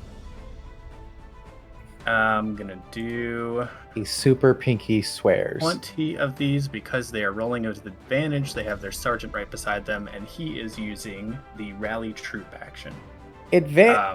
How are they not out of? How are they not at like extreme range? This should be a flat roll, certainly. No, actually, you might be right. Let me check what the range is on a musket. It might. Let me see. If we have to use yards to determine how far away we are, certainly they're outside of their max range. Okay, fair enough. It's yeah, because we're 450 feet away. And I will have them. I think it's 120. Okay. I'm gonna say they roll with a disadvantage. They were helped by their sergeant. I'm gonna make them roll with disadvantage, even though they were helped by their sergeant. But yeah, basically, I've already done this roll. Be aware. So I'm just gonna do it because that's how that works. With disadvantage, what was your AC again, Gellin? Gellin has 17. Rune has 14. Okay. Gellin, they all miss you. You hear the zings as they fly by your face. Okay. Henry gets hit once. Rune gets hit once. Okay, how much? Of the 10 shots. Okay. So, let's see. Rune gets hit for 7 damage. Okay. And Gellin takes a similar amount. Gellin takes no damage. Henry takes a similar amount. Yes. Henry takes a similar amount. Okay. That is going to be the end of their turn. They are a little out of range now, so they're effectively out of combat. They're going to put their muskets away on this round and start like running towards you, but they probably won't reach you for quite a while. Look at this DM favoritism to not crit on your own character. Goodness. I know. I didn't crit on anybody's character. Okay. So for the queen, it's going to be her turn next. I'm going to do a death saving throw. She succeeds that one. Henry is up next. He is going to try and run up and do Cure Wounds. He can get, let's see, 5, 10, 15, 20, 25, 30. He's going to dash 35, 40, 45, 50, 55, 60. He's going to end on that square right there. The Vamra are going next. I'm going to roll a d4 again, see what they do. Is a 1. After pillaging and like assaulting several people, it looks like they're taking several prisoners, and they see something come into town that you can't quite see yet, and they start running out of town. So they're all going to take their full movement back into the tree line. These two get away, so I'm going to delete their tokens. These guys start booking it. And Queen is still pinned to the ground, so her little entourage right here is going to stay with her for the time being. At the end of their turn, Rune, what did she do? Rune is now... Let's see. I don't think the ruler is accurate in this, but that's okay.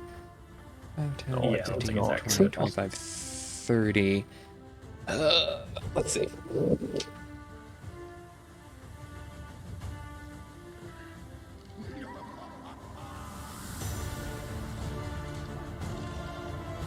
Okay, Rune is going to continue along and take 30 feet of movement to get closer. I can't tell because the tiles are behind the building, but is Rune within 30 feet? Like, I want to say it's like in here somewhere. That sounds Rune right. Is, probably like one more square. One more square. So that's too far away to touch the queen. Rune's going to take the dash action, go past the queen and get behind this building over here. And that'll be Rune's turn. Okay. So that's where Rune's gonna get. Okay, gotcha. At the end of Rune's turn, Val, you are still hidden. Do you want to come out of hiding, or do you want to stay hidden? Yeah, I'm gonna come out of hiding. 5, 10.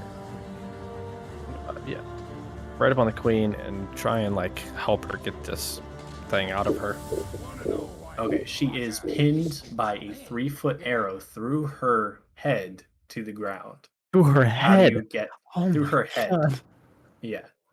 So How do you try and get she's this out? fully dead, is what you're saying. She is making death saving throws, not doing well. Cool. Well, she succeeded the last one, but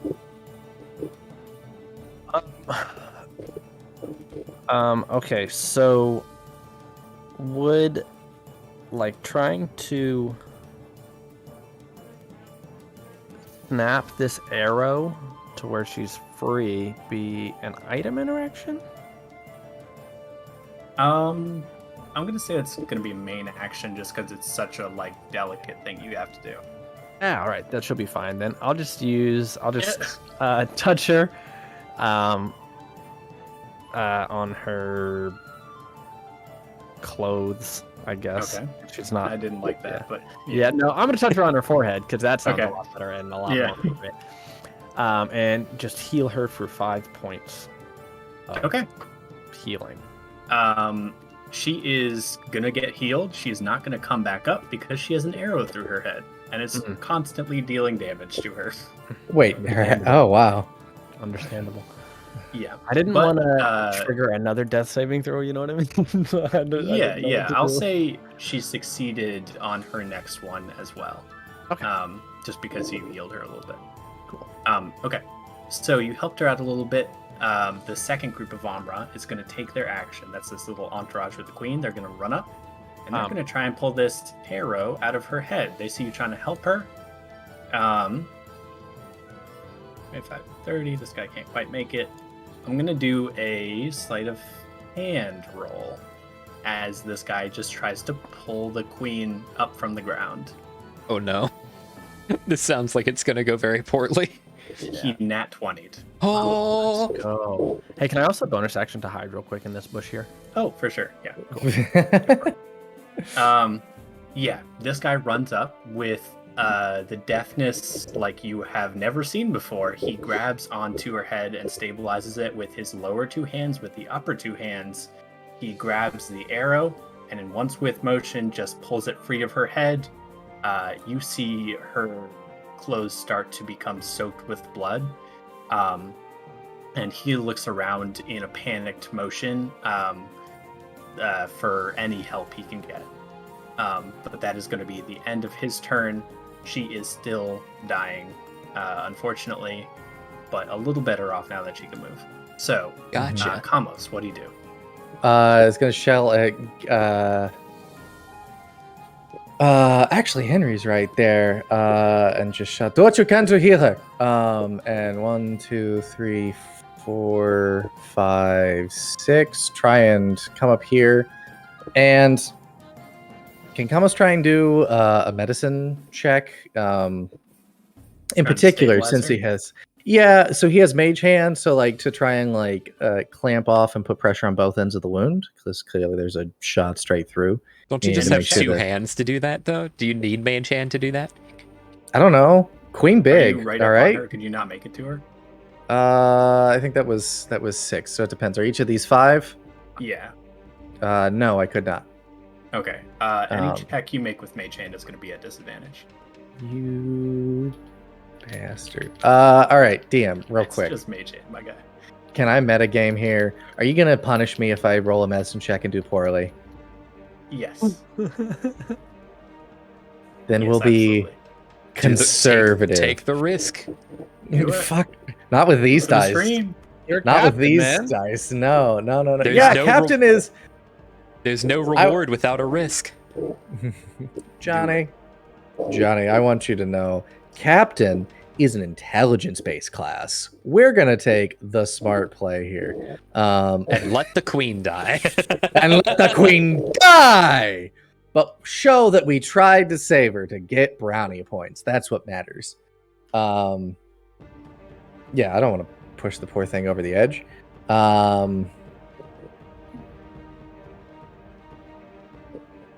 Yeah, we're just gonna, I guess, then have to dash to get up, right up on said queen, and yeah, that'll be the turn. Okay. Or well, okay, like here to make room for Henry. Excuse me. Yeah, sure. Okay, awesome. Gellin, what do you do? You are protected by this smoke screen. None of the soldiers with rifles can like hit you guys anymore. They just can't see you. Yeah. Gellin's going to take the dash action and move 60 feet back in through the fog. So 5, 10, 15, 20, 25, 30. 5, 10, 15, 20, 25, 30. Also can't make it to the queen yet, but it's going to go as far as possible. Get right here. Leave a gap for Henry to get through. And we're covered by a smoke screen. Yeah. Oh, I think my fog cloud might be concentration, actually. So never mind. I will not cast another spell. Because I was thinking of doing Shield of Faith onto the queen, but I want to keep the fog cloud up more. It is Perfect. concentration. Okay, yeah. Okay, at the end of your turn, the soldiers are going to take their action. Yep. Not the soldiers that you left at the manor, but the battalion of soldiers that is coming up the street and across from the plow fields, drawn by all this commotion. They are going to take the dash action, which I'm kind of guesstimating because I can't actually see in front of this bush. But Sure. I'm going to say, actually, with the dash action, they can definitely get up to these boys right here.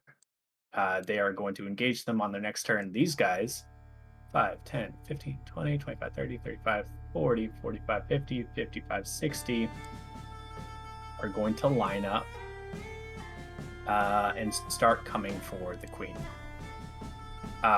They look like musketeers, like the other ones. And the front man, where I'll make a little bit bigger so he stands out, looks like another sergeant, like another commanding officer. These remaining ones, these 4 right in front of you guys, look like they are going to bolt into the woods. The queen and the 2 or 3 rather that you guys have around you are the only ones left, and they are going to act on the queen's turn. And I'm going to make that death saving throw. Actually, I'll make it in chat so everybody can see.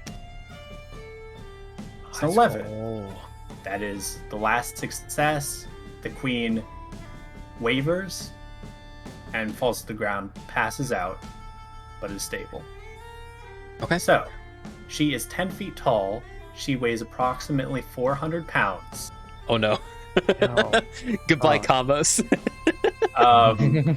So none of you are caught under her. However, she is stuck in the town. She is passed out, and she is very vulnerable to these soldiers right now. After her turn, these 3 are going to kind of run up and try and start hoisting her. I'll make a strength check for them. They didn't roll super well, so they are going to have to wait till their next turn to try and move her. They've got 4 arms. They do, but nobody said they were strong arms. That's so Henry true. is going to run up and put some more healing into the queen to try and wake her up. And she's super damaged, so I'm going to make a roll for that. It's not going to be automatic like it usually is. He's going to do Cure Wounds, which I believe is Touch. It is. Okay. Cure Wounds, I'm just looking it up. So it is a 1d8 plus D8. spellcasting modifier. Perfect.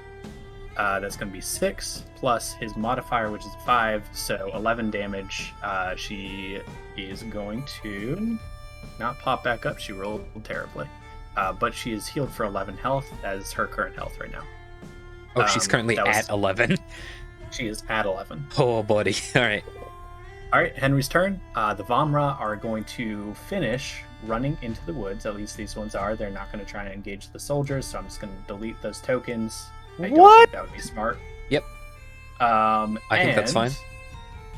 the Vomra down here are going to engage the soldiers because they don't have a choice. So I'm going to make some rolls, basically just between the soldiers and them, and I'm going to see who comes out on top, and that's going to kill one of them this round. So the soldiers roll a little bit better. This guy is killed. This soldier engages the last one. Gotcha. After their turn, it is Rune. What does Rune do? Let's see. Rune is right there. Rune is going to... Let's see here.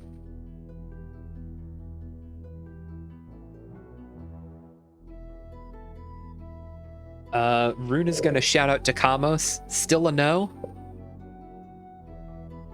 We can still get away. If you say so. And Rune is going to walk over and give the help action to the Vomra to lift the queen. Okay, give me a strength roll. I'll just give it a help action. Oh, okay, help action. Okay, they'll roll with advantage on their next turn then. Okay. Okay, at the end of Rune's turn, Valandros, what are you doing right now?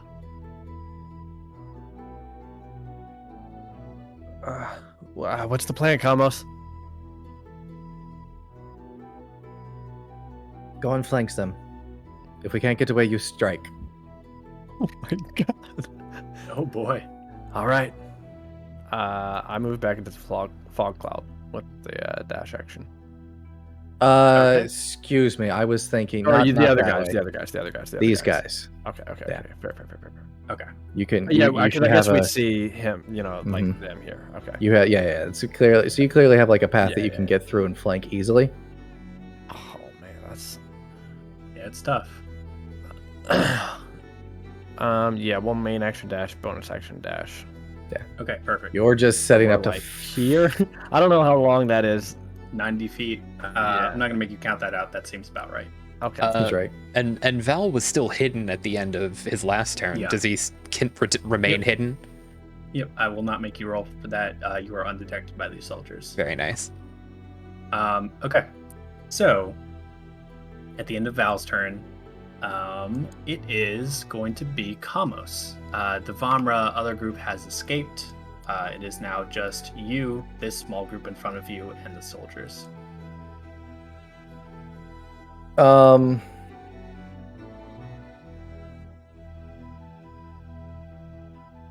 Okay.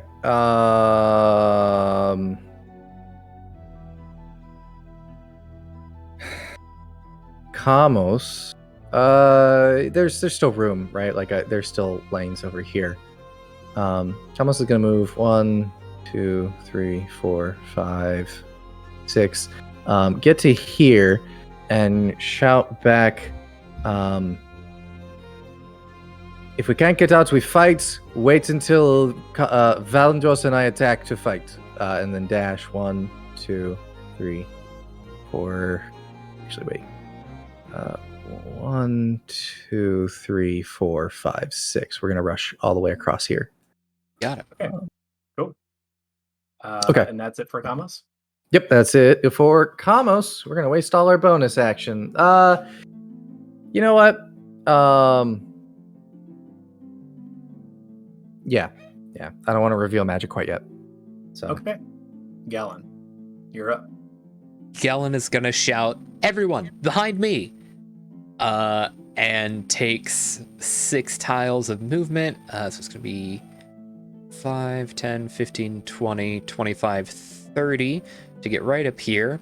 Is gonna try and do the same sleight of hand to grab something out of his pack. Could just be like a small tin of rations or something, just something that the soldiers can see. Raise it up again, throw it onto the ground, and he's going to channel divinity to perform the marine layer channel divinity, which creates another 20-foot fog layer that follows me wherever I go. I use it against the jelly hums first, but now I'm using it again here to create another smoke screen. good call. Perfect. Okay, interesting. Do you want to draw that in so I know where it is? Yeah, of course. So that's 20 feet around me. So that's going to be 5, 10, 15, 20. Make Galen 20 feet wide. Perfect. A little bigger than that, but it's roughly that big. Okay. At the end of your turn, the soldiers are going to go. The Captain. main sergeant runs up, takes the stance. 5, 10, 15, 20, 25, 30. These guys are 2 after him. This guy's going to go, if he can move, he's going to go there. This guy is going to be able to make it up to here. This guy can make it up to here. And this guy can just barely, like, kind of see you. So, they are going to take... I'm going to have the sergeant take a legendary action. Oh, good. The sergeant is going to take 2 of his legendary actions to do the same thing the other commander did, which is rally troops. He rallies the king's army troops, which are right now the mayor's army, within 10 feet, giving them advantage on their next attack roll. Now, they're obviously going to have disadvantage because you guys are in a smoke screen, but they know like your general location, so they're just going to fire sort of at you. Sure. Gellin and Rune are in the forefront of it, and Kamos as well. So within 10 feet of this guy are just these 2. I'm going to roll the rest normally. So I'm going to make those 4 rolls first. They are going to aim 2 at Gellin, 2 at Rune. Here's the first one is 14. For Gellin? At Gellin. Miss. Yep. Okay. 21. That'll hit. Okay. You take... I'm just going to use the main numbers. I'm not going to roll for all of these. So Sure. it's going to be 7 damage per hit. 7 damage for Okay. you. On Rune. That's going to be an 8. And then a 23. 23 Or hits 20, the other. sorry. Yeah, 20 hits the other whiffs. Okay. Rune takes 7 damage. Now these are going to have advantage on Kamos. These 2 here commanded by the sergeant. Okay, first one's a 5. Misses. Second one's a 10. Misses. Good lord. Okay. The sergeant is going to take his action. Which actually I don't think he can do. He doesn't have enough movement. So he's just going to use a legendary action for now. At the end of their turn, it's the queen's turn. Yeah. I have an important note. Legendary actions are meant to be taken after our turns, not the creature's You're turn. correct. You're correct. Just as a I'm having him specification. act on the soldier's initiative, so I will have him do his main actions on that initiative, and he'll take legendary actions afterwards from here on out. Okay. Just as a thing for it's Yeah. it's meant to help you with action economy and all that BS. Anyways, I gotcha. Okay, so the queen is going to go now, unconscious. They are going to roll with advantage this time to try and hoist her up. That's good because the first one was a nat 1. Second one was a 10. They don't do it this turn, even with advantage. Come on, guys. More can help. I will give another roll to them if more people try and help out. Henry. I'm going to set that DC, by the way, at 14. If they can roll above 14, they will be able to lift her. Henry is going to take his action next. Oh boy, what do you guys want Henry to do? Keep pumping heals into the queen. If we can wake her up, we don't have to pick her up. Okay, perfect. He's going to pop another Cure Wounds for 7 damage. damage goes Yeah, down. I hate when What? you say damage when you're healing, because I'm like, wait, what? 7 7 healing. undamage. Undamage, exactly. It On turns out damage. Toby only knows one thing, and it's pain. And it's damage. Toby skipped healing class and decided to play as a healer. So after that, these Vamra that are fighting with the soldiers are really quick going to make a roll each. The soldiers did not roll super well. One of them is going to die. This Vamra is going to attack these other soldiers. And at the end of their turn, it's going to be Rune again. Okay. And we will start wrapping up here soon. Hopefully we'll get to a bit of a stopping point. If not, I'll save the map. We'll see. Rune from within this fog feels fine about using some more hidden magic. Is going to use a 2nd level Cure Wounds on the queen, which is going to be near max roll. That's going to be 19 points of healing. Oh my gosh, what? Yeah. Okay, 19. What's 19 plus 18? 37? Sounds right. Okay, she's at 37 hit points right now. Does she wake up?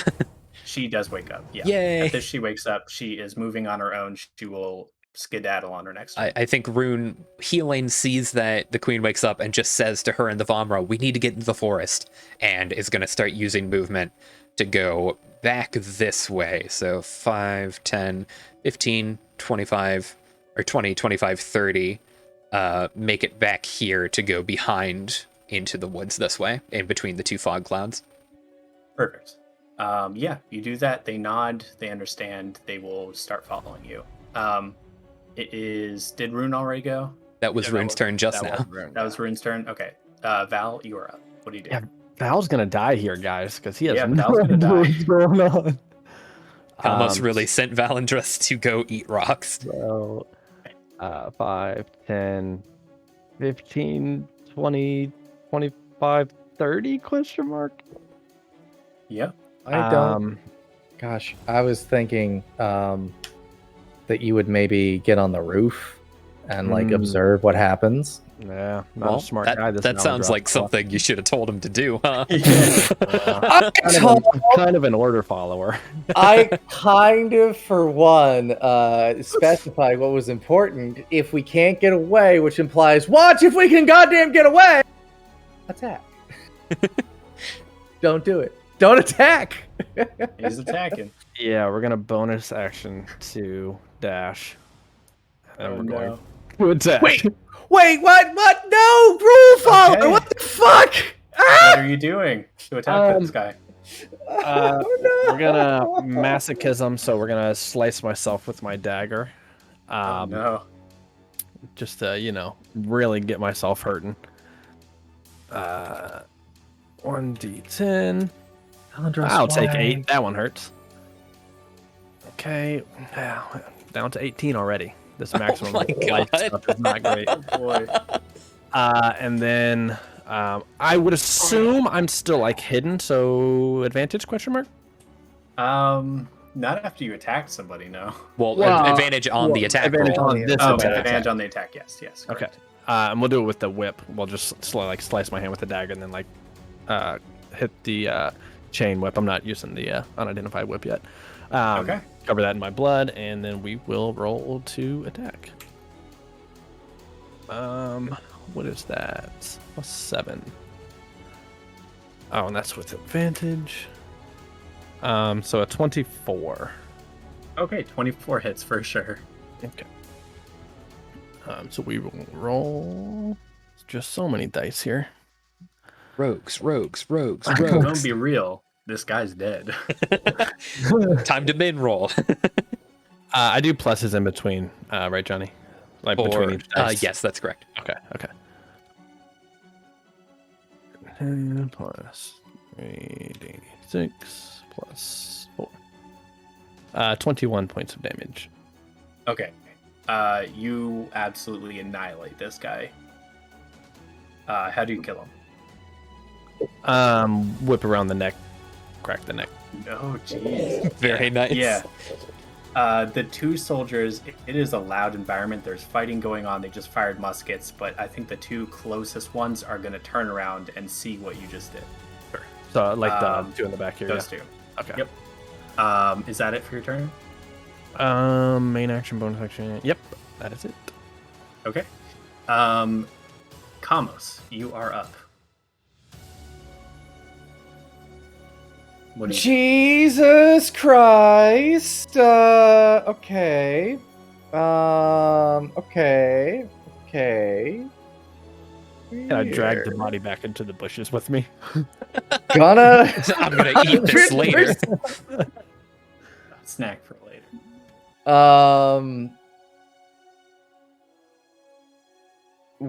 100%.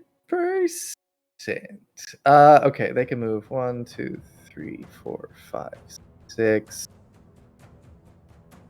You could probably get up there and get off shots at me. That could be all sorts of bad. Okay, Kamos. It's gonna dart 1, 2, 3, 4, 5, 6. Kind of try to hide in this little bushy area here first, and then bonus action. Actually, main action hide. Bonus. Let me double check if my spells allow me to do that. Here, cryptogram is an action. Okay, so I do not hide, and I spend my action to cast cryptogram, which sends a little message over to Valandros. I send a small note with a short message to a creature of your choice. They must be known to me, and it'll hover in front of the recipient, drop in their pocket, or appear sitting on something nearby. I'm gonna have it.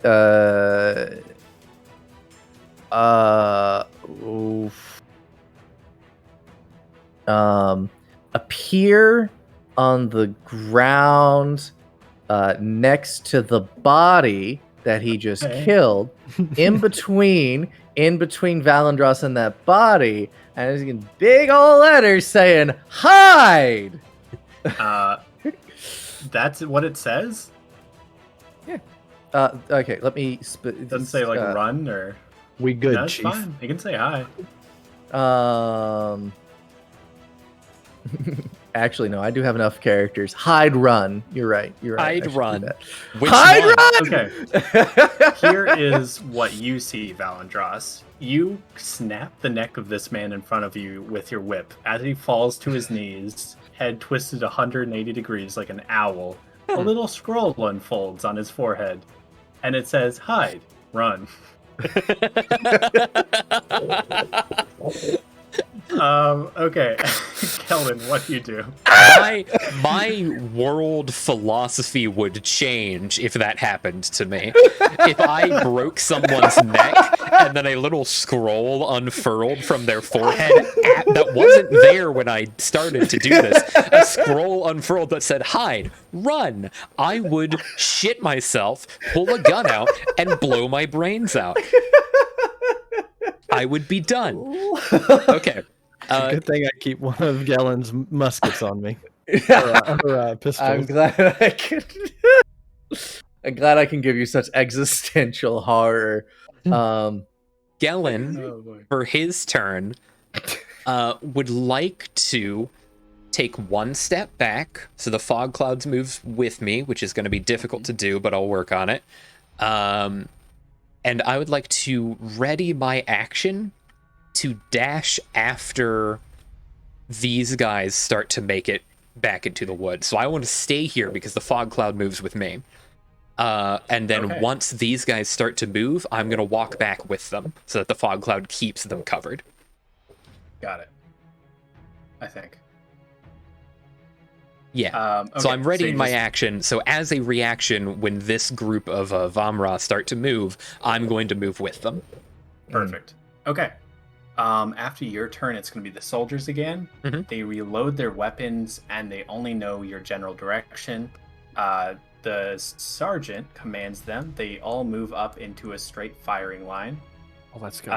Except for this guy who's going to engage with Val. Damn it. Damn it. And their sergeant moves behind them. Just to make this easier for myself, I'm going to have the sergeant go directly after the soldiers because they have different kind of action economies. Sure. So sergeant is going to move behind them, take his legendary actions to command them, give them advantage again, which just levels it out. They're going to take 3 attacks on the fleeing group, and the one in front of you, Val, is going to draw out his bayonet, affix it to his gun, and charge at you. Oh, bring it on, idiot. He rolls a 22. Okay, I lied. Okay, relax. Yeah, calm down here. That does hit, of course. That's going to be a 6 plus 1 for a 7. You take 7 damage as he grazes your shoulder with his bayonet, cutting pretty deep into your muscle. Okay. At the end of his turn, so he's going to move up on you. The Sarge is going to see if he has any actions he can take at range. He is going to...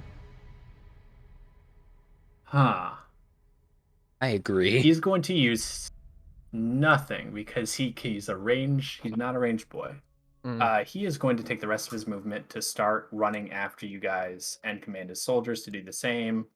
They can get up to probably about like here. And that's going to be the end of their turn. Did those three take their attacks against Galen? Against Galen, yeah. Did any of them roll for those? No, you just said they Yes. would and then didn't do anything. What is your AC again? It's a 17. Okay, one of them hits. I'll just start rolling for these guys. It's going to be 8 damage. Okay, got it. Okay. The queen, dash action into the woods.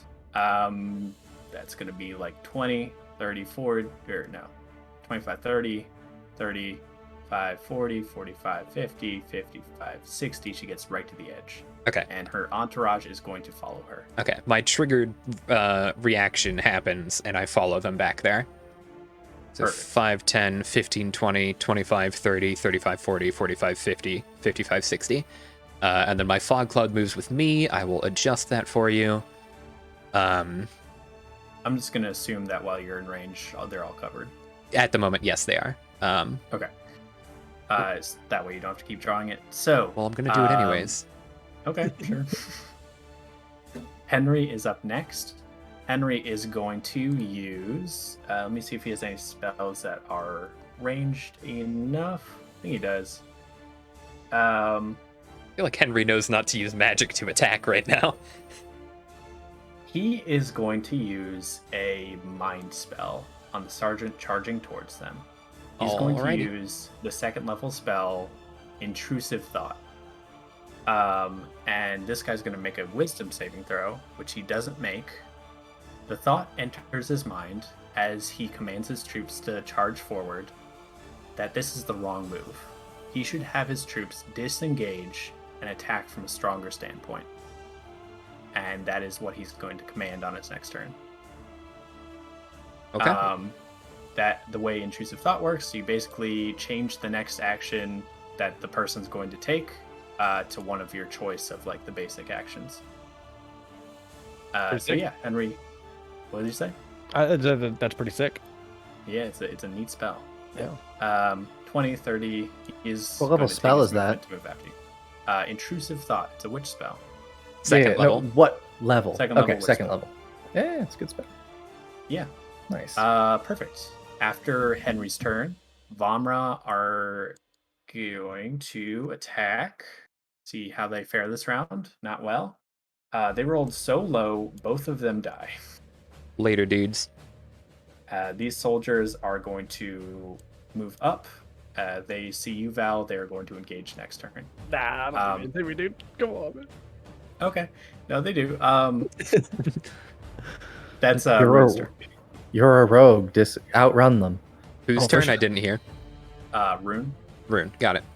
Yeah, I think Rune just goes off into the woods. 5, 10, 15, 20, 25, 30.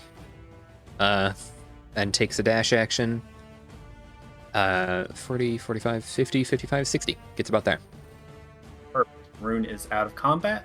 Kamos, your turn. Once you enter the woods, you're basically safe. Kamos is gonna dash around kind of over to here to try and keep an eye on whether Valandros gets out or not.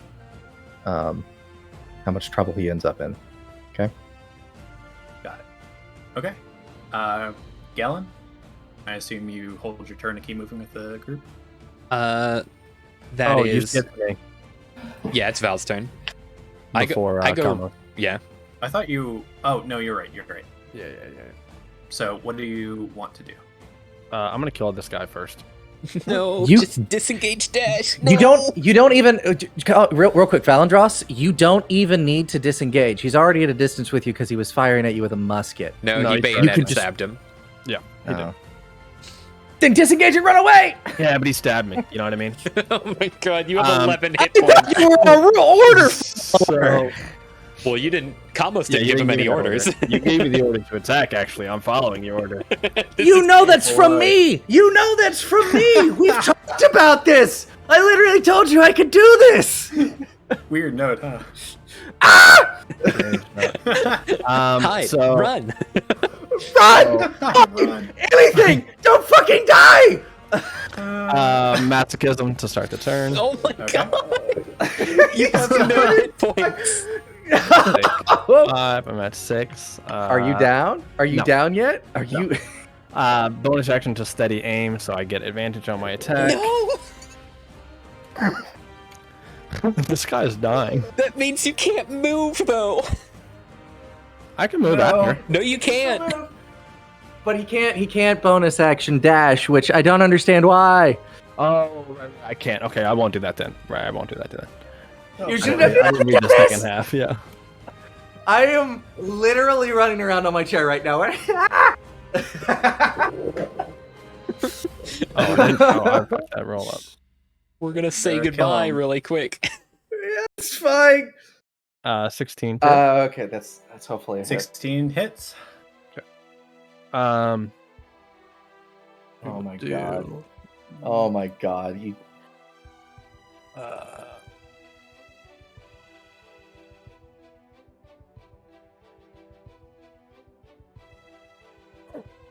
13 damage. Okay. 13 damage. How do you wipe out this guard in front of you? This will just be a dagger straight to the gut. Perfect. He just collapses with a gurgle and lies dead. After your turn, Gellin, you already took your movement, right? Well, Val still has movement to use. Yeah, I have bonus right. action Use your movement. Yeah, he Yeah, didn't bonus use his action bonus action to get advantage. to so. hide. Or well, okay, hold on. Just run. Just run after us. Like that's what matters. Okay, but right? like that was where the idea. though, you know what I Just mean? through here. Please, dear God. Get You out. can go because you know, like I think your character would be Alright. sneak, like and know that these guys aren't paying 5, attention to 10, you. 15, 20, 25, 30, 35, 40, 45, 50, 55, 60-ish. That looks right. Seems perfect. Okay. Or bonus action dash, of course. You are very close to them. I'm not going to say they lose you right away like they did to the other people. They can like clearly still see you. For sure. So Gellin, you did take your turn, right? I Or you did. held it? I've held my action to follow after the Vamra. Perfect. The sergeant is going to disengage, so I'm not going to have him take any legendary actions. Unfortunately, he goes after the soldiers. The soldiers are going to take their full movement. 5, 10, 15, 20, 25, 30.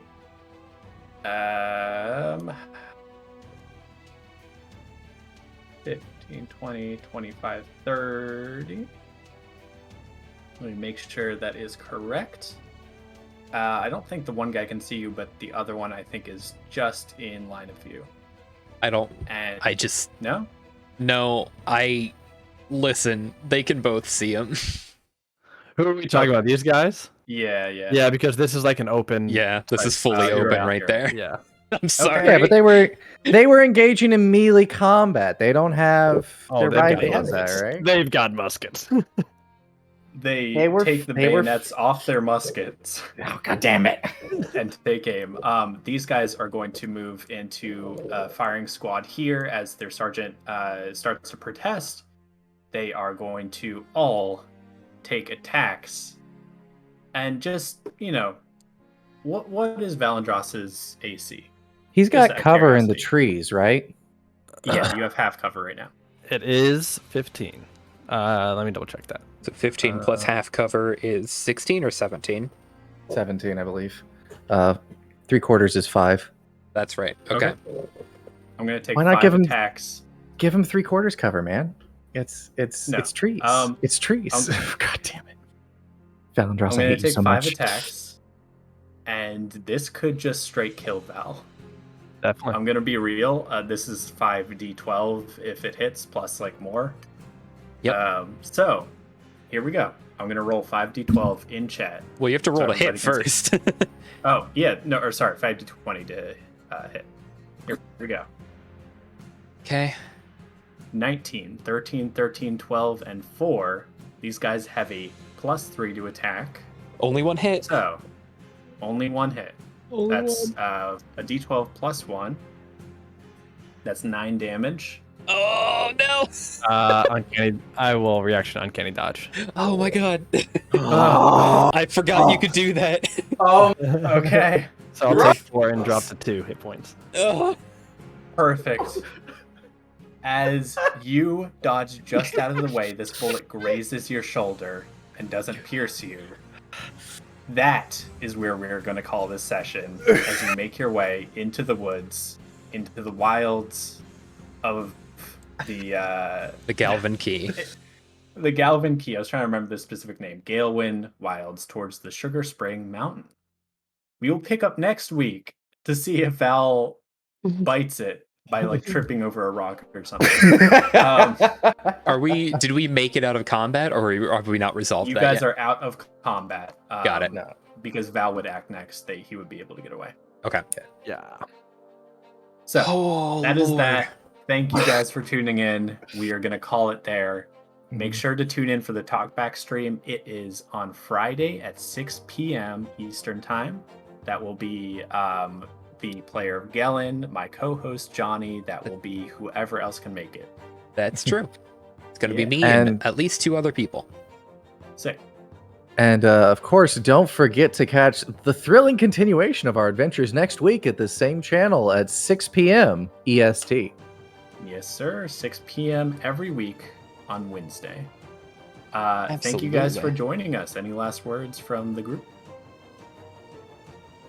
Stall For for you? time for me. Stall for time. For you? No. Hey Val, real quick. No, I'm Um, chilling, you dude. know. I'm chilling. Okay. Hey, maybe don't peek the mic for You know. people. That'd be great. No. I'm here to break eardrums. That is what I hear gets views. I understand. Look, there's a plethora of reaction channels out there. I feel like if we bring that kind of energy into D&D, moneymaker. Money maker. Everyone will love You it. guys know that Melissa is sitting beside me. She's wearing headphones, and when you screamed, I heard it like very clearly through her headphones. Oh no! Very cool. I love you. All I'm so right. sorry. All right, last words. Bye, guys. Thanks for being awesome as always. Yeah. All right, folks. We are going to head off. We're going to raid a channel called the Roll Breakers. Thank you so much, everyone, for stopping by. We will see you Friday, and then next week. Say goodbye. Bye. Bye. Goodbye. In like 8 or so seconds. Say goodbye another time. You got to. Oh no. We Goodbye. love you. We love you. Goodbye. But also, bye. See you next week. This is the slowest movie. Okay. I was There like, we what in go. the heck? That thing went so slow. It always does. Perfect. All right, I'm gonna interact with the chat for a little bit. See y'all in a second. Yeah, of course. Absolutely.